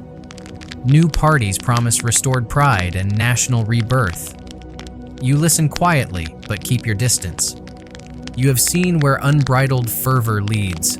The mud and gas of the Western Front remain too vivid for you to follow any man who speaks too easily of glory. Despite hardships, your household grows into a haven of small joys. Maria teaches the children to read by lamplight while you carve toys from leftover wood. Evenings are spent by the fire, the scent of pine and bread mingling in the warm air. Sometimes you catch yourself marveling at the simple miracle of a roof that will not be shelled.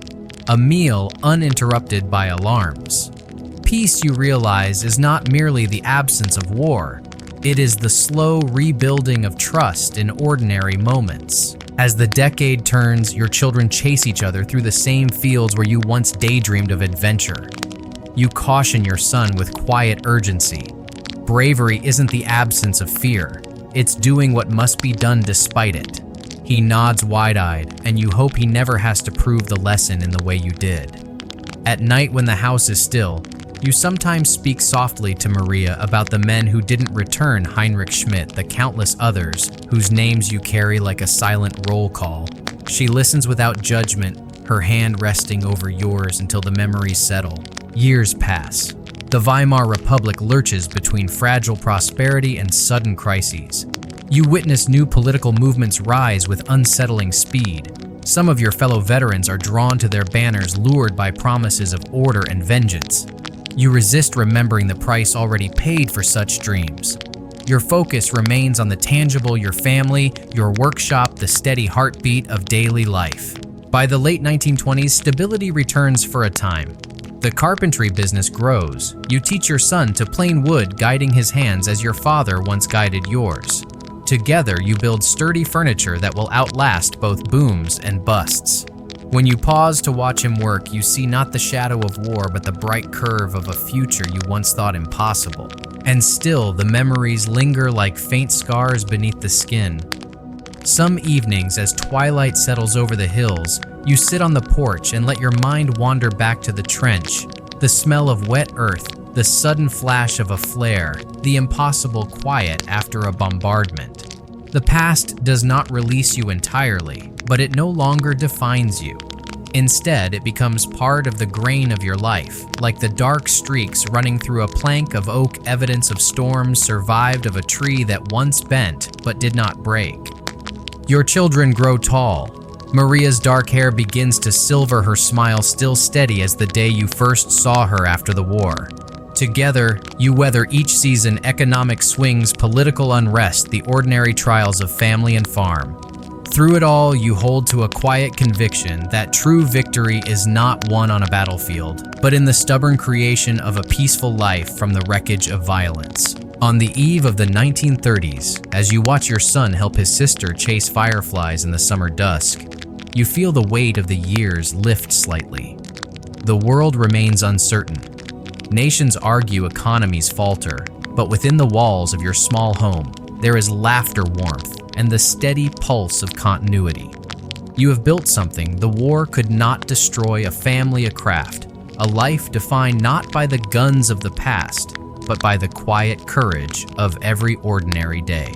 You lean back on the porch, Maria's hand sliding into yours, and listen to the night sounds of your village, the distant bark of a dog, the rustle of trees, the low murmur of a river that has witnessed centuries. For the first time in many years, the dark holds no threat, only the promise of another morning. And in that soft, timeless moment, you know that survival has become something greater.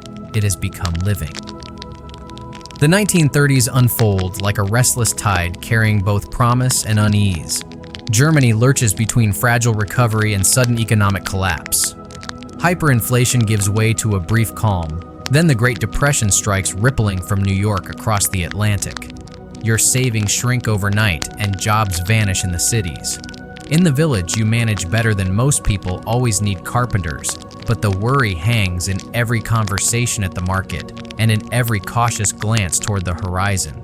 Your children grow into capable young adults. Your son Carl inherits your quiet determination and your eye for detail in the workshop. Your daughter Anna has Maria's warm steadiness and a love of music that fills the house with piano melodies on long winter evenings. Watching them, you feel both pride and an undercurrent of dread. The world beyond your small town feels restless, as if history is winding itself toward another reckoning. Political meetings become more frequent. Men in brown uniforms march through nearby towns, their slogans sharp with anger at Versailles and promises of national renewal.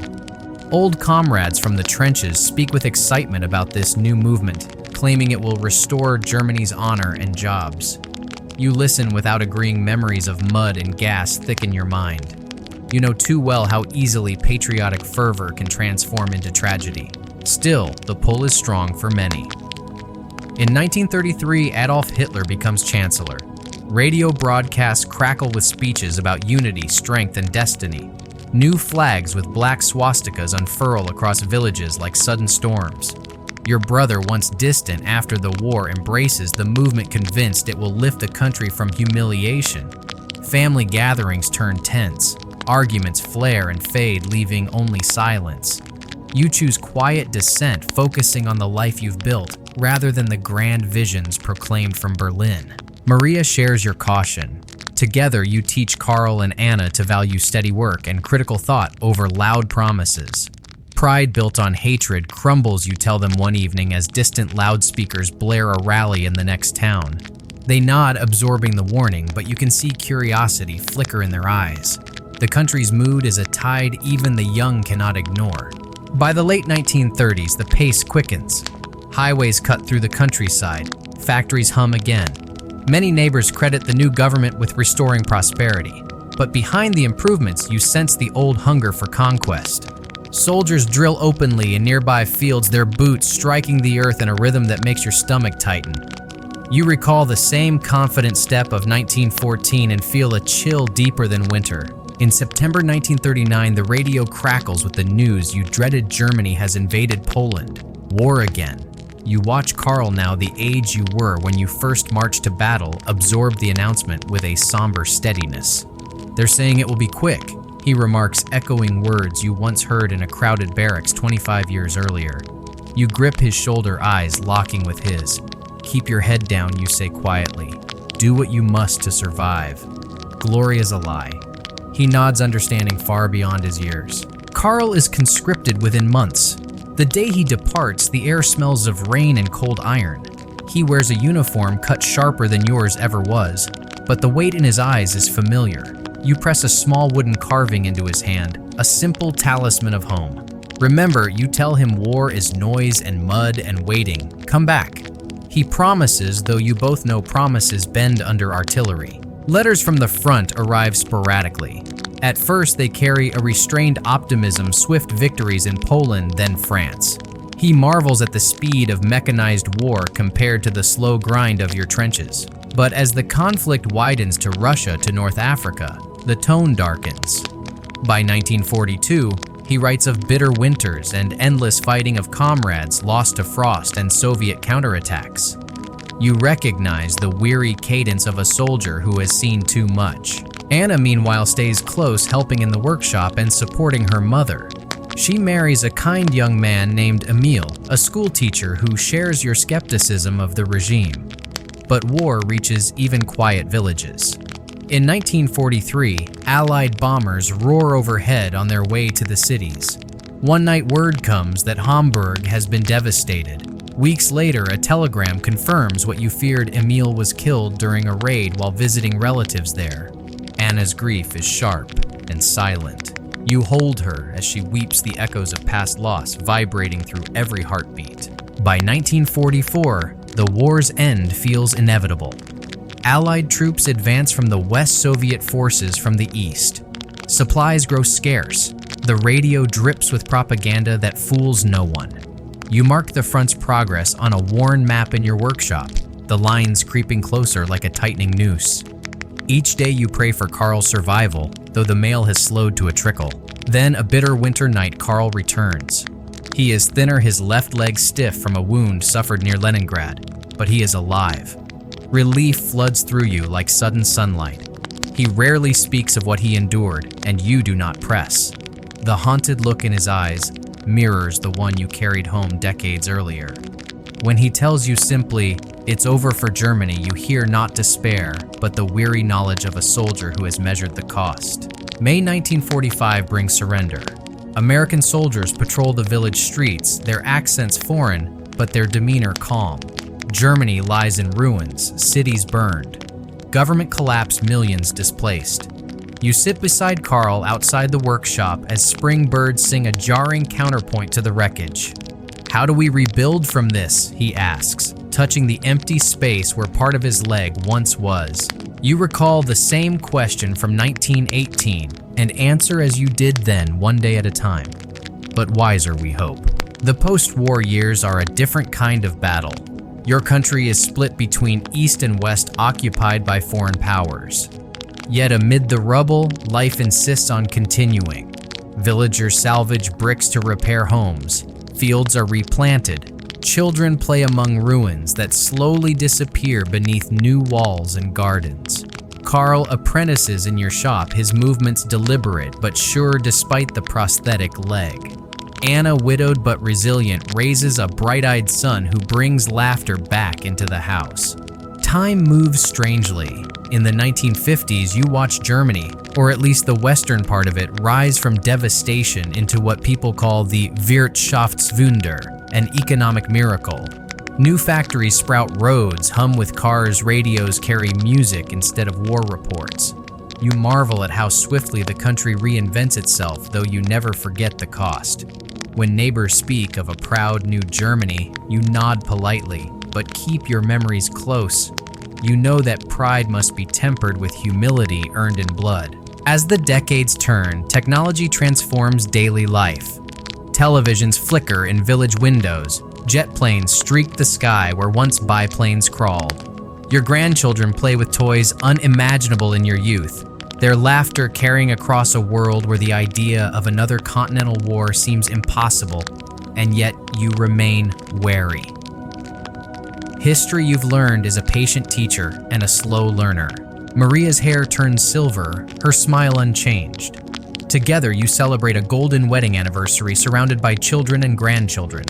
During the party, a young historian approaches you eager for first-hand stories of the Great War. "What was it really like?" he asks, notebook ready. You pause, memories crowding, mud thick as cement, the shriek of incoming shells, the silence after the armistice. Finally, you say it was mostly waiting in mud, and being afraid but pretending you weren't. He writes quickly, but you know he cannot truly understand. In the quiet years that follow, you tend a small garden with Maria, savoring each ordinary day. You watch your grandchildren chase fireflies under a sky free of bombers and flares. Sometimes you tell them gentle tales of camaraderie, how soldiers shared chocolate during a Christmas truce, how a tin cup of bitter coffee could feel like a miracle. You leave out the worst parts. They will read about those in books, but you hope they never feel them. Eventually, Maria passes peacefully in her sleep, her hand resting in yours. The house feels impossibly still without her laughter, but your children and grandchildren fill it with life again. You live on a few more years, long enough to see Germany begin to heal, to see a Europe moving slowly, imperfectly toward unity. On a soft autumn evening late in your life, you sit in the workshop doorway as the sun dips behind the hills.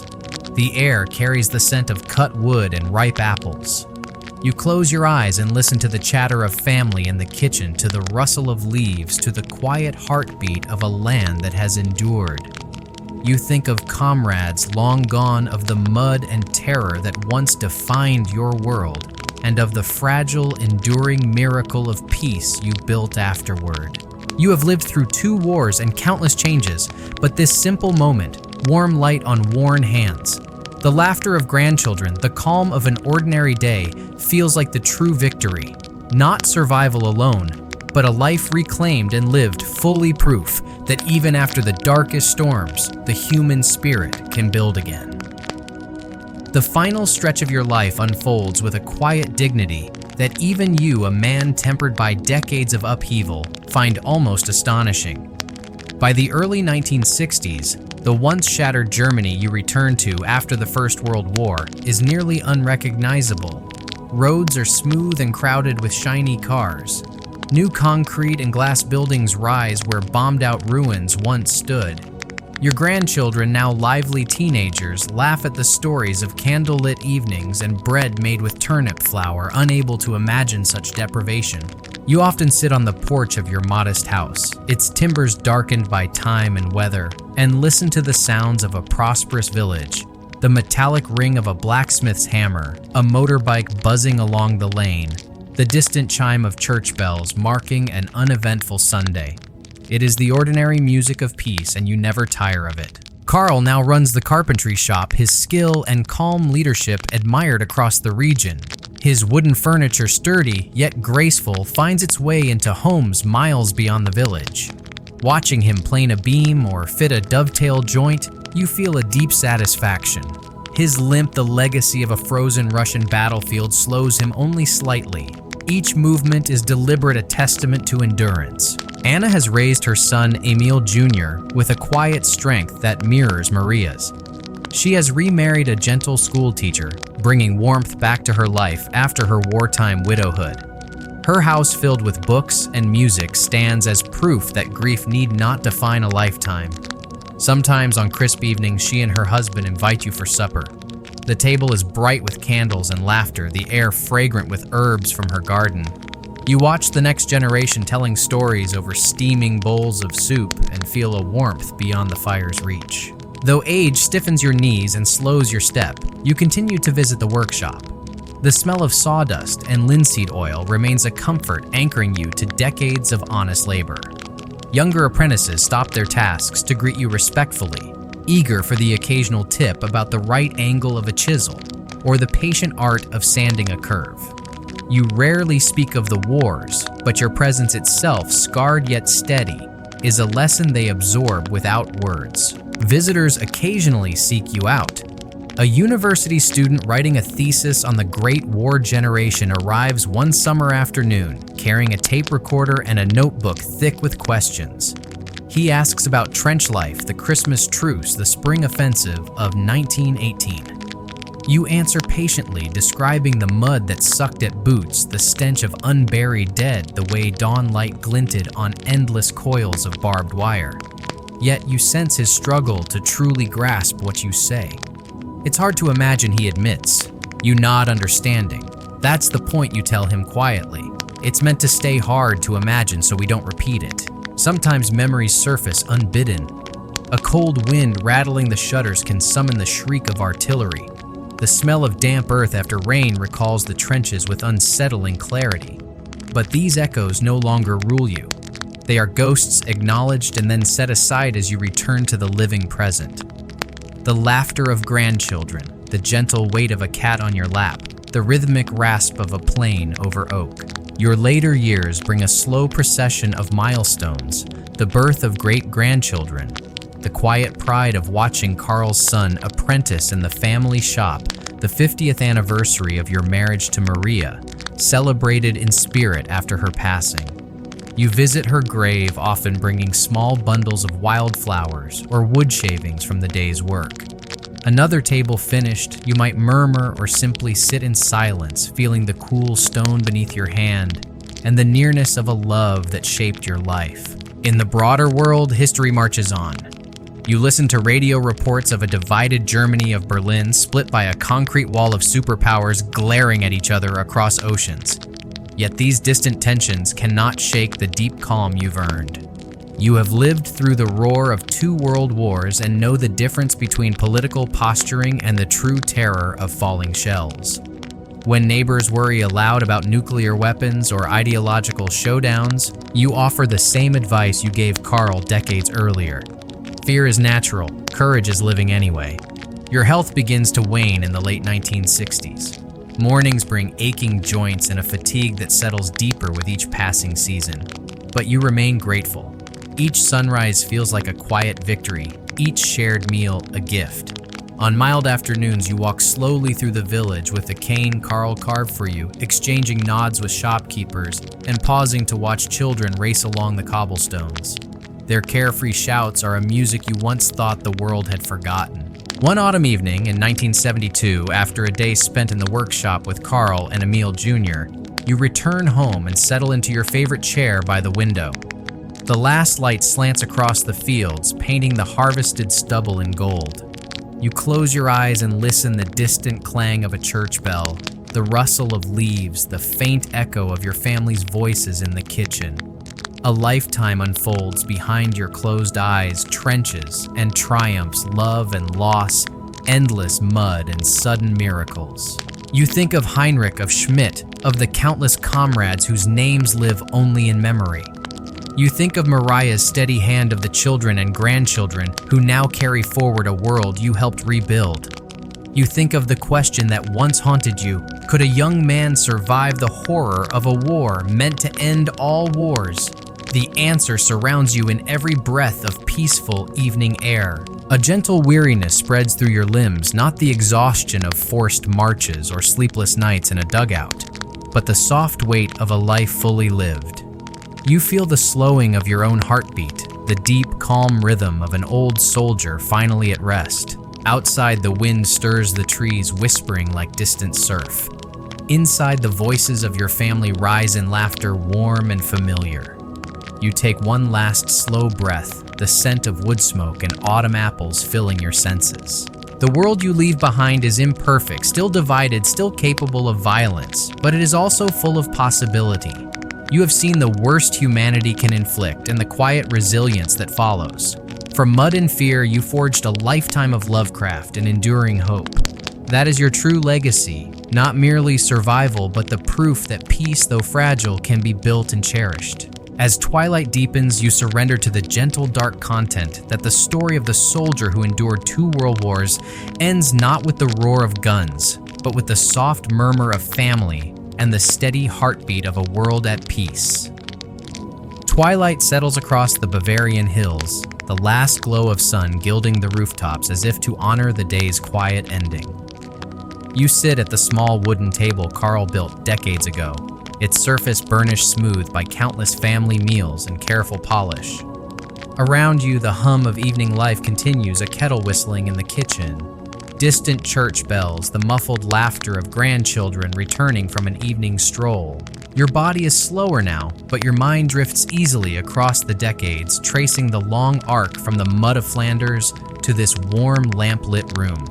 In these late years, memory feels less like a burden and more like a gentle tide carrying images of people and places long gone yet ever present. You have outlived nearly all your comrades.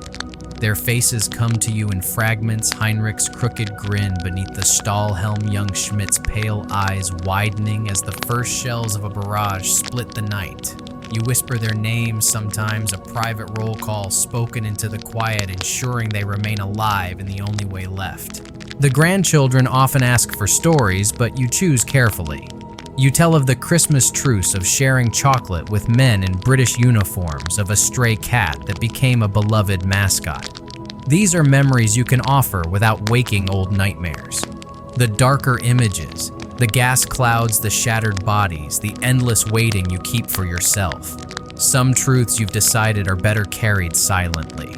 Visitors arrive from time to time, students, journalists, curious travelers, each wanting to hear what it was really like. They come armed with notebooks and tape recorders expecting drama. You oblige with measured details, the weight of a rifle, the mud that sucked at your boots, the ration bread so dense it could stop a bullet. Yet when they press for meaning for some grand lesson, you pause. War teaches nothing new, you tell them quietly. Only that life is precious and easily lost. Remember that, and you know more than I ever did at your age. The years flow gently. Carl has grown into a master craftsman, his shop the pride of the district. His limp slows him, but his skill is unmatched. Anna, steadfast and serene, delights in her garden and her growing circle of grandchildren. Emil Jr., the boy who brought back laughter after the Second World War, now teaches history at the local school, ensuring that the stories of both world wars remain part of the next generation's understanding. Technology reshapes daily life in ways that once would have seemed magic. The family gathers to watch televised images of men walking on the moon, of leaders shaking hands across oceans of Berlin divided by a concrete wall. You marvel quietly. The empires and borders for which millions died have shifted again and again, while ordinary people continue to plant gardens and raise children. The permanence of simple life outlasts the grandest ambitions of generals and politicians. Autumns arrive with a crisp beauty. You savor the earthy scent of fallen leaves, the rich gold of harvested fields. You walk the familiar path, slowly leaning on a cane Carl carved for you. The village children wave, calling out greetings. Some know you only as the kindly old carpenter, unaware of the miles you marched and the horrors you endured. You prefer it that way. Your service is a chapter of history, but your life is more than a footnote in a war. One winter evening, a heavy snow begins to fall, blanketing the village in hushed white. You sit by the fire, the same hearth where Maria once read aloud while the children played on the rug. Her absence remains a quiet ache, but the memories of your years together are a steady warmth. You think of her dark hair streaked with silver, her gentle voice during your night terrors, the steadfast love that turned survival into a shared life. In her presence, you learn that the truest victories are private and tender. The decades bring milestones. Carl's 50th birthday celebrated with neighbors spilling out of the house, Anna's retirement as her grandchildren take on their own careers, the birth of great-grandchildren who climb into your lap and demand wooden toys from the workshop. Each event feels like a quiet defiance of the chaos that once ruled Europe. Where once you listened for artillery, now you listen for the kettle's whistle or a child's laugh, and both sound like triumphs. Sometimes in the small hours before dawn, you wake and lie still, listening to the creaks of the old house. Faint moonlight outlines the familiar beams you cut and fitted decades ago. You think of the soldiers who never returned to such simple comforts, their youth extinguished before they could build anything lasting. You feel a profound gratitude, tempered with the knowledge that survival is never earned, only granted by chance and the thin line between life and death. By the late 1960s and early 70s, your own strength begins to ebb. Walking to the workshop requires more effort. The hammer feels heavier in your hand. Yet you persist in small projects, a toy boat for a great-grandchild, a birdhouse for Anna's garden. Each finished piece is both a gift and a farewell, a way to leave a tangible legacy of craftsmanship and love. On a cool spring morning, you sit beneath the apple tree that Maria once planted. Its branches, gnarled but still fruitful, are heavy with blossoms. The air hums with bees and the distant sound of children playing. You think of the empire that fell, of the republic that struggled, of the wars that scarred the century, and of the quiet resilience that carried you through it all. You have learned that history's great upheavals always give way to the steady pulse of ordinary life. Neighbors sometimes ask if you feel pride in your survival. You smile faintly. Pride, you repeat. I feel grateful. Pride belongs to generals and politicians. Gratefulness belongs to those who came home. They nod, sensing the weight of the distinction. When Maria's birthday arrives each year, the family gathers at her grave with flowers. You watch your grandchildren place bright blossoms against the stone and tell them small stories, how she once bartered eggs for nails when money failed, how her singing could soothe even the fiercest winter storm of your heart. These memories keep her close, and you see her quiet strength reflected in every child and grandchild who bears her patience and kindness. As the 1970s progress, the world grows both larger and smaller. Televised news brings distant conflicts into living rooms, while jetliners shrink oceans to hours. You sometimes shake your head at how swiftly humanity invents new ways to reach each other and new ways to fight. But you also witness movements for peace, for civil rights, for understanding across nations, and you allow yourself cautious hope. Perhaps the lesson of 2 world wars is slowly taking root after all. One evening, after a day of gentle carpentry and a hearty meal with the family, you retire early. The sky outside glows with the soft light of a waning moon. You lie in the bed you once shared with Maria, the familiar scent of pine beams and linseed oil wrapping you in calm. Your breathing slows as memories drift across your mind like a quiet film, the first rush of enlistment, the long grind of trenches, the unexpected sweetness of a Christmas carol sung across no man's land. Maria's first smile after your return, the laughter of children, the steady rhythm of decades of peace. The house is silent except for the faint ticking of a clock. You feel the slow, deliberate beat of your heart and the gentle rise and fall of your chest. There is no fear, no lingering tension, only a profound sense of completion. You think of the soldier who once wondered if he could survive the war to end all wars, and of the man who not only survived, but built a life of love, work, and family. The journey is whole. Outside snow begins to fall soft and unhurried, blanketing the village in a quiet as deep as the first winter after the armistice. You close your eyes, hearing the distant echo of Maria's voice, the laughter of children, the timeless hush of peace. Your last conscious thought is simple and clear: I lived. Morning light pours softly through the curtains, spilling across the worn wooden floor of the house you built with your own hands. You stir from sleep and feel the familiar ache in your knees, but it no longer bothers you. The slow rhythm of age has become a friend rather than an enemy. Around you, the house breathes with the quiet presence of family. Carl humming in the workshop out back, Anna's laughter mingling with the voices of grandchildren who have come to visit. You rise slowly, leaning on the cane Carl carved years ago, and step onto the porch.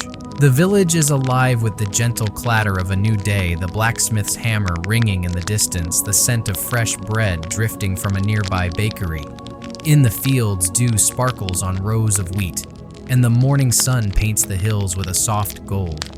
It is the same countryside you returned to after the Great War, yet it feels richer now, layered with the lives of children and grandchildren who have carried your story forward. Your great-grandchildren race across the yard, their laughter bright as birdsong. They know you as Opa, the quiet man with the twinkling eyes who carves toys and tells stories of winter snows and apple harvests. They have heard fragments of your past gentle anecdotes about comrades sharing a Christmas truce, or a stray cat that became a trench mascot, but not the horrors. You have given them the gift of childhood, unburdened by the darkness you once endured. As you settle into a porch chair, Carl joins you, his limp barely noticeable now after years of practice movement. He hands you a mug of hot coffee and sits beside you, gazing at the fields. I've taken on 2 new apprentices, he says, pride warming his voice. They remind me of myself at their age, eager, a bit clumsy, but willing to learn. You smile, seeing in him the continuation of your craft, the quiet artistry of shaping wood into something both strong and beautiful. The lineage of skill passes on as naturally as the blood in your veins. Later in the day, Anna arrives with her husband and children. She still tends her garden with the same care her mother once gave to every corner of this home. She brings baskets of vegetables and jars of preserves, her eyes alight as she describes a new melody she's teaching to the village choir. Music has been her steadfast companion, a way to weave beauty from the threads of history's turbulence. When she sits at the piano and begins to play, the house fills with a serene joy that feels like a benediction. Evenings are your favorite. The family gathers around a long table you and Carl built decades ago, its surface scarred but polished by time. The meal is simple roasted vegetables, fresh bread, a bottle of wine, but the conversation is rich. Laughter rises easily, and the children's voices carry into the warm night air. As you watch the faces illuminated by lamplight, you feel an overwhelming gratitude. The world beyond may shift with politics and technology, but here love remains the truest measure of success. Occasionally, visitors still come seeking your memories. A young historian recently arrived with a small camera, eager to record the testimony of one of the last living veterans of the Great War. He asked careful questions about battles and tactics, about the famous Christmas truce, about how it felt to march home after the armistice. You answered patiently, but when he asked what the war ultimately meant, you paused for a long moment. "It taught me," you said finally, "that life is both fragile and resilient. That peace is not a gift from governments, but a daily choice made by ordinary people." The young man nodded, though you knew true understanding would come only with years. Your own understanding has deepened over time. You have seen nations rise and fall, ideologies flare and fade. You have witnessed marvels, humans walking on the moon machines that speak across oceans in an instant. Yet none of it surpasses the quiet miracle of a family meal, the gentle weight of a grandchild's hand, the steady rhythm of a life built on love and persistence. On a crisp autumn afternoon, you visit Maria's grave as you do each week. The cemetery lies on a gentle hill overlooking the valley. You bring fresh flowers, wild asters today, and brush fallen leaves from the stone. The apples are almost ready, you tell her softly, as if she were sitting beside you. Carl says this year's wood is the best he's ever worked with, and Anna's garden is overflowing again. You close your eyes, feeling her presence in the rustle of the trees and the warmth of the sun. Though she has been gone for years, the bond remains unbroken, a quiet strength that still guides you. Winter returns, and with it the familiar hush of snow. Your great-grandchildren build snowmen in the yard while you watch from the window the heat of the stove comforting your old bones. The world outside is peaceful, wrapped in white, and you think back to the long winters of war when snow meant frozen trenches and silent fear. The contrast is almost beyond belief. You whisper a silent thanks for survival, for family, for the chance to grow old in a world at peace. As the years pass, your body grows frailer, but your mind remains sharp. You write letters to distant relatives, careful lines of script that share family news and small reflections. You carve toys for the youngest grandchildren, each piece a legacy of hands that once held a rifle, but chose creation over destruction. You take slow walks through the village, greeting neighbors who have known you all their lives. They treat you with a quiet respect, aware that your story is part of the village's own history. One spring evening, you sit in the garden beneath the blossoming apple tree. The air is sweet with the scent of flowers, and the sky glows with the deep blue of twilight. Birds sing their last songs of the day as you close your eyes and listen. In the fading light, memories gather, the roar of artillery fading into silence on Armistice Day. Maria's laughter echoing across a summer field, the first cry of your newborn son, the gentle weight of a grandchild asleep in your arms. Each memory is a thread, and together they weave the tapestry of a life both ordinary and extraordinary. You realize then that the true victory of your life is not survival alone, but the quiet creation of meaning. You took the mud and fear of war and turned it into a legacy of love, craftsmanship, and family. History books will record the battles, the treaties, the shifting borders. But the deeper story, the endurance of the human spirit, the small daily acts of rebuilding lives in moments like this, in the laughter of children and the scent of apple blossoms. As dusk deepens, Carl joins you beneath the tree. He sits quietly, no words needed. You share a companionable silence, the bond between father and son stronger than any speech. At last he says, "You built all this, you know. Everything we are, it started with you and mother." You shake your head gently. "It started with survival," you reply. "The rest was love. Love builds more than any war can destroy." The stars emerge one by one, bright against the velvet sky. You lean back in your chair, the cool air brushing your face, and feel an immense peace settle over you. The world has changed beyond anything you could have imagined as a young soldier. Yet its essential truths remain: family love, the quiet persistence of life. These are the victories that endure. In the stillness of the evening, you close your eyes not in weariness, but in contentment. The distant sounds of your family drift through the garden, a soft melody of voices and laughter. You breathe deeply the scent of apple blossoms, mingling with memories of all you have lived through. And in that moment, you know with a certainty beyond words that the story of the young German soldier has reached its truest ending, a life not merely survived, but beautifully lived. The final chapter of your long journey unfolds with a serenity that surprises even you. By the mid-1970s, the village has changed yet again, though its heart remains familiar. Paved roads gleam where once there were ruts of mud. Children pedal bright bicycles past houses with new roofs, their laughter ringing through the crisp Bavarian air. You sit on the same porch Maria loved, wrapped in a wool shawl Anna knitted, and watch the seasons pass like pages in a beloved book. Your great-grandchildren visit often, their cheeks flushed from play. They know you as the gentle Opa who carves animals from spare wood and tells bedtime stories scented with pine shavings.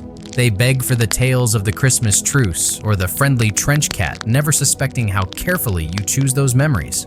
You give them the moments of shared humanity, the flickers of light that pierce the dark, and you hold back the nights of fear and endless bombardment. Childhood should not carry the weight of war. Carl and Anna are pillars of the community now. Carl's carpentry shop hums with activity, his craftsmanship sought across the region. Anna's music fills the village church each Sunday, her choir's harmonies rising like prayer. You watch them with quiet pride, recognizing in their calm diligence the legacy you and Maria nurtured. They embody the lesson you learned long ago that true strength lies not in conquest, but in the patient building of lives worth living. Technology continues its march. A small television now sits in your living room, flickering with images of distant places you never dreamed of visiting. Astronauts floating in space, diplomats shaking hands across former battle lines, the Berlin Wall dividing a city, yet defying despair. You marvel at these changes, but your heart remains rooted in the tangible, the scent of freshly cut oak, the warmth of family gathered around a fire, the slow rhythm of evening birdsong. Occasionally, scholars and journalists still seek you out.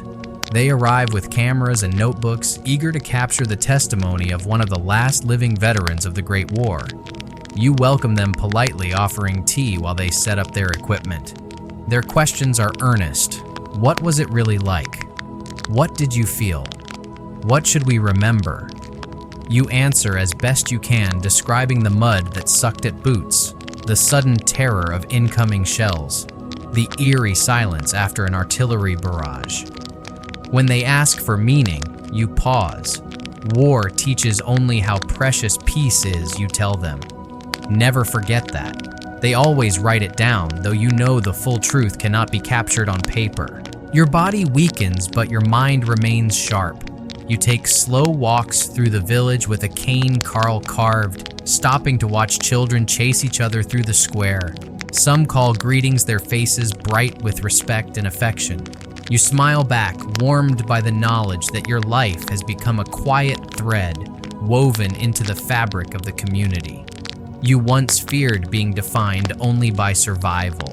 Instead, you are remembered for the life you built afterward. As winter deepens one year, you find yourself reflecting more often on Maria. You visit her grave regularly, brushing away snow and whispering bits of news, Carl's newest apprentice, Anna's latest song, the antics of the great-grandchildren. Standing there, you feel her presence in the still air, as if she lingers in the rustle of dry grass and the soft winter light. The love you shared remains a steady current beneath every memory, proof that some bonds transcend even death. On quiet evenings, you sit by the fire and let your mind drift across the decades. You see the boy you were in 1914, eyes bright with a naive sense of duty. You see the hardened soldier of 1918, gaunt and wary. You see the husband, father, and grandfather who followed each version of yourself, layered like the rings of a great oak tree. You marvel at the unlikely path from the trenches of Flanders to this warm, peaceful room, and gratitude swells within you like a tide. Spring returns with its gentle promise. The apple tree in the garden planted by Maria long ago bursts into blossoms once more. You sit beneath its fragrant canopy, sunlight dappled on your face, and listen to the buzz of bees. Around you, the village hums with ordinary life, a dog barking, a cart rattling over cobblestones, children's laughter carried on the breeze. It is a music sweeter than any triumphal march. One evening, after a long day surrounded by family, you retire early. The sky outside glows with the faint blush of sunset. You lie in the bed you once shared with Maria, the familiar scent of wood and soap surrounding you. Your breathing slows, steady and calm. Memories flicker like gentle lanterns, the comrades you lost, the children you raised, the countless quiet joys of peace. You feel no fear, only a deep contentment. The next morning dawns soft and clear. Carl enters to wake you and finds you still, a faint smile on your face, as if you have merely drifted into a deeper sleep. The family gathers in quiet reverence. They speak in hushed tones of a life that spanned empires and wars, a life that turned suffering into love, survival into legacy. Neighbors arrive with flowers, their eyes bright with respect and gratitude. Your funeral is simple, just as you wished. The church is filled with the scent of pine and candle wax, the choir singing one of Anna's favorite hymns. Villagers old and young come to pay their respects. Some knew you as the veteran who endured 2 world wars. Most knew you as the patient carpenter, the kind neighbor, the steady presence who always greeted them with a warm nod and a gentle smile. Carl speaks briefly, voice steady despite the grief. My father taught us that courage is not in fighting, but in building. His life is proof that love endures beyond war. After the service, the family walks to the cemetery on the hill. Maria's grave waits beside yours, the 2 stones standing together like sentinels of a long shared journey. As the coffin is lowered, the sky brightens, a single shaft of sunlight breaking through the clouds to bathe the earth in gold. A breeze stirs the apple blossoms, scattering petals like quiet blessings. In the days and years that follow, your story becomes part of the village's living memory. Children grow up hearing of the carpenter who survived the Great War, who returned not as a hero of battle, but as a hero of life, one who chose creation over destruction, kindness over bitterness. The shop you founded continues under Carl, and then Emil Jr., each generation adding its own artistry while honoring the traditions you taught. Pieces of furniture you shaped with your own hands, tables, chairs, small carved animals remain in homes throughout the valley, silently testifying to endurance and craft. As decades pass, Germany changes yet again, the Berlin Wall eventually falls, the nation reunites, and a new Europe emerges. Your great-grandchildren travel freely across borders that once demanded blood. They study history in schools, reading about wars you fought and survived, but they live in a time of cooperation and shared prosperity. Your life has become a bridge between eras, a quiet reminder of what was lost and what can be rebuilt. And so the young soldier who once awoke on a straw mattress in 1914 lives on not in monuments or battle records, but in the laughter of descendants and the sturdy tables that bear the weight of family meals in the peaceful rhythm of a village that endured. The true victory is not the survival of a body, but the flourishing of a spirit that refused to be broken. Your story ends not with the roar of guns, but with the whisper of apple blossoms falling on spring soil, a testament to the enduring power of ordinary love and quiet perseverance. Years turn to decades, and the house you built with Maria remains a living testament to everything you endured and everything you chose to create. Carl's children grow into adulthood and carry forward both the family craft and the stories of their remarkable great-grandfather. They tell visitors how you once marched off to the war to end all wars, how you survived not just the front lines, but the long, patient work of rebuilding a life worth living. By the early 1980s, the world has transformed almost beyond recognition. Televisions beam images of space shuttles launching beyond the stratosphere. Jetliners crisscross the skies, shrinking oceans to mere hours. News of Germany's steady prosperity arrives daily. The Wirtschaftswunder has matured into a modern economy. Yet in the village, the rhythms remain comfortingly familiar: church bells on Sundays, markets in the square, the scent of wood smoke and fresh bread. Your name is spoken with warmth and quiet respect, less as a soldier now, and more as the man who built a lineage of kindness and craftsmanship. Karl keeps the workshop alive with a reverence that borders on sacred. He teaches his own grandchildren the grain of oak and the patience of hand tools, repeating the lessons you once passed to him. Anna, graceful as ever, leads the church choir well into her later years, her voice a steady anchor through changing times. Together, they maintain the family's gentle traditions, and when they speak of you, it is always with a sense of gratitude that transcends words. The younger generations travel widely, bringing back stories of bustling world cities and distant continents. They marvel at how, with a single phone call, they can speak to friends across oceans. They bring you small gifts: a polished stone from the Great Wall of China, a photograph of New York's towering skyline, a recording of music from Africa. You handle these tokens with quiet wonder, reflecting on how the world that once tore itself apart has grown so connected. And always you remind them, cherish the peace you have, it is more precious than you know. Even as time moves on, villagers continue to seek out your family's workshop, not only for the fine craftsmanship, but also to hear the stories that cling to the old walls. They run their hands over the smooth tabletops and ask about the man who carved his way from war into peace.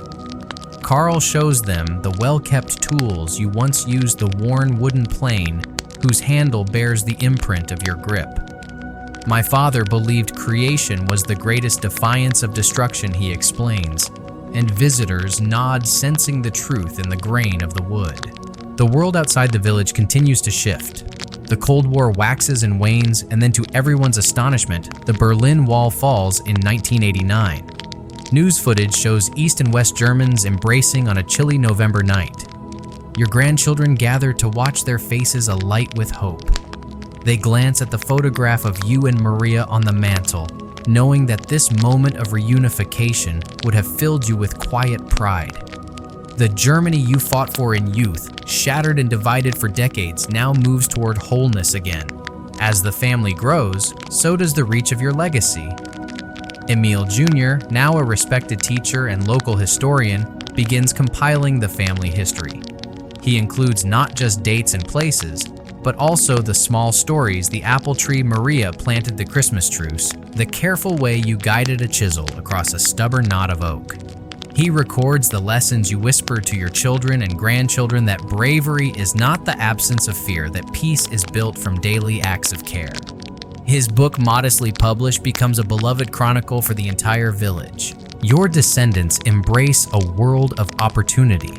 Some become engineers and teachers, others musicians and artisans. They travel, study, and build families of their own, carrying forward the quiet conviction that life's greatest victories are found in compassion and perseverance, not conquest. In their laughter and their craft, they embody the very truths you lived. As the 20th century draws to a close, Germany stands transformed. Prosperous cities gleam with modern architecture. High-speed trains knit the country together. Democracy, though never perfect, endures. Your family walks through these changing times with the steadiness you once modeled. They celebrate weddings beneath the same church steeple that watched you march off to war in 1914. They gather each Christmas beneath Maria's apple tree, now gnarled and ancient, but still flowering, a living symbol of resilience. Though you have been gone for years, your presence is woven into every celebration. Great-grandchildren who never met you grow up knowing your name, pointing to the sturdy tables and chairs you built, listening wide-eyed to the stories of the soldier-turned-carpenter whose quiet courage shaped the family's destiny. They understand that the simple gifts of stability and love were not inherited by chance, but carved carefully from the raw timber of survival. Into the 21st century, your great-great-grandchildren carry the memory forward. They study your life in school, where history lessons finally treat the Great War as the epical event it was. They read about trench warfare and political turmoil, But at home, they hear the more intimate truths, how a young man once returned from unimaginable violence and chose to build, to nurture, to forgive. In a world still unsettled by new conflicts, these lessons resonate as urgently as ever. Your house remains in the family, its beams strong, its rooms filled with sunlight and the scent of wood polish. The apple tree still blooms each spring, petals scattering like soft snow over the garden. Generations gather there to celebrate birthdays and weddings, to share meals and music, to honor the memory of the man who proved that survival can be transformed into a lifetime of quiet triumph. The village, too, keeps your story alive. A small plaque near the church lists the names of those who fought in the First World War. Next to yours is a simple inscription: "He returned and built a life of peace." Visitors pause to read it, some leaving small flowers, others simply standing in thoughtful silence. They may not know every detail, but they sense the magnitude of a life shaped by endurance and love. Far beyond Germany, history books continue to analyze the wars you witnessed. Scholars debate causes and consequences, strategies and failures. Yet your descendants understand a deeper lesson, one you lived rather than wrote, that the measure of a life is not found in battles fought or borders drawn, but in the homes built, the children raised, and the kindness offered even in the face of unimaginable hardship. Each spring, when apple blossoms drift across the old garden, the family gathers for a quiet remembrance. They share stories, sing songs Anna once taught them, and run their hands over the furniture you crafted. In these moments, they feel your presence not as a distant figure from the past, but as a living force in their everyday joy. Your spirit lingers in the grain of every board, in the echo of every lullaby, in the calm wisdom passed from parent to child. The soldier who once shouldered a rifle across muddy fields has become an enduring symbol of what it means to survive and to love. Your life demonstrates that resilience is not merely endurance, but the choice again and again to build and to hope. Through the laughter of great-great-grandchildren, through the steady growth of the apple tree, through the quiet craftsmanship of generations, your legacy thrives. And so your story continues, no longer bound to the trenches of a distant war, but rooted in the living earth of family and community. It is carried forward every time a child learns to plane a board smooth, every time a new voice joins Anna's old choir, every time someone pauses beneath the apple blossoms and breathes in the scent of a world made whole. The tale that began in the mud of 1914 ends not with death, but with life overflowing.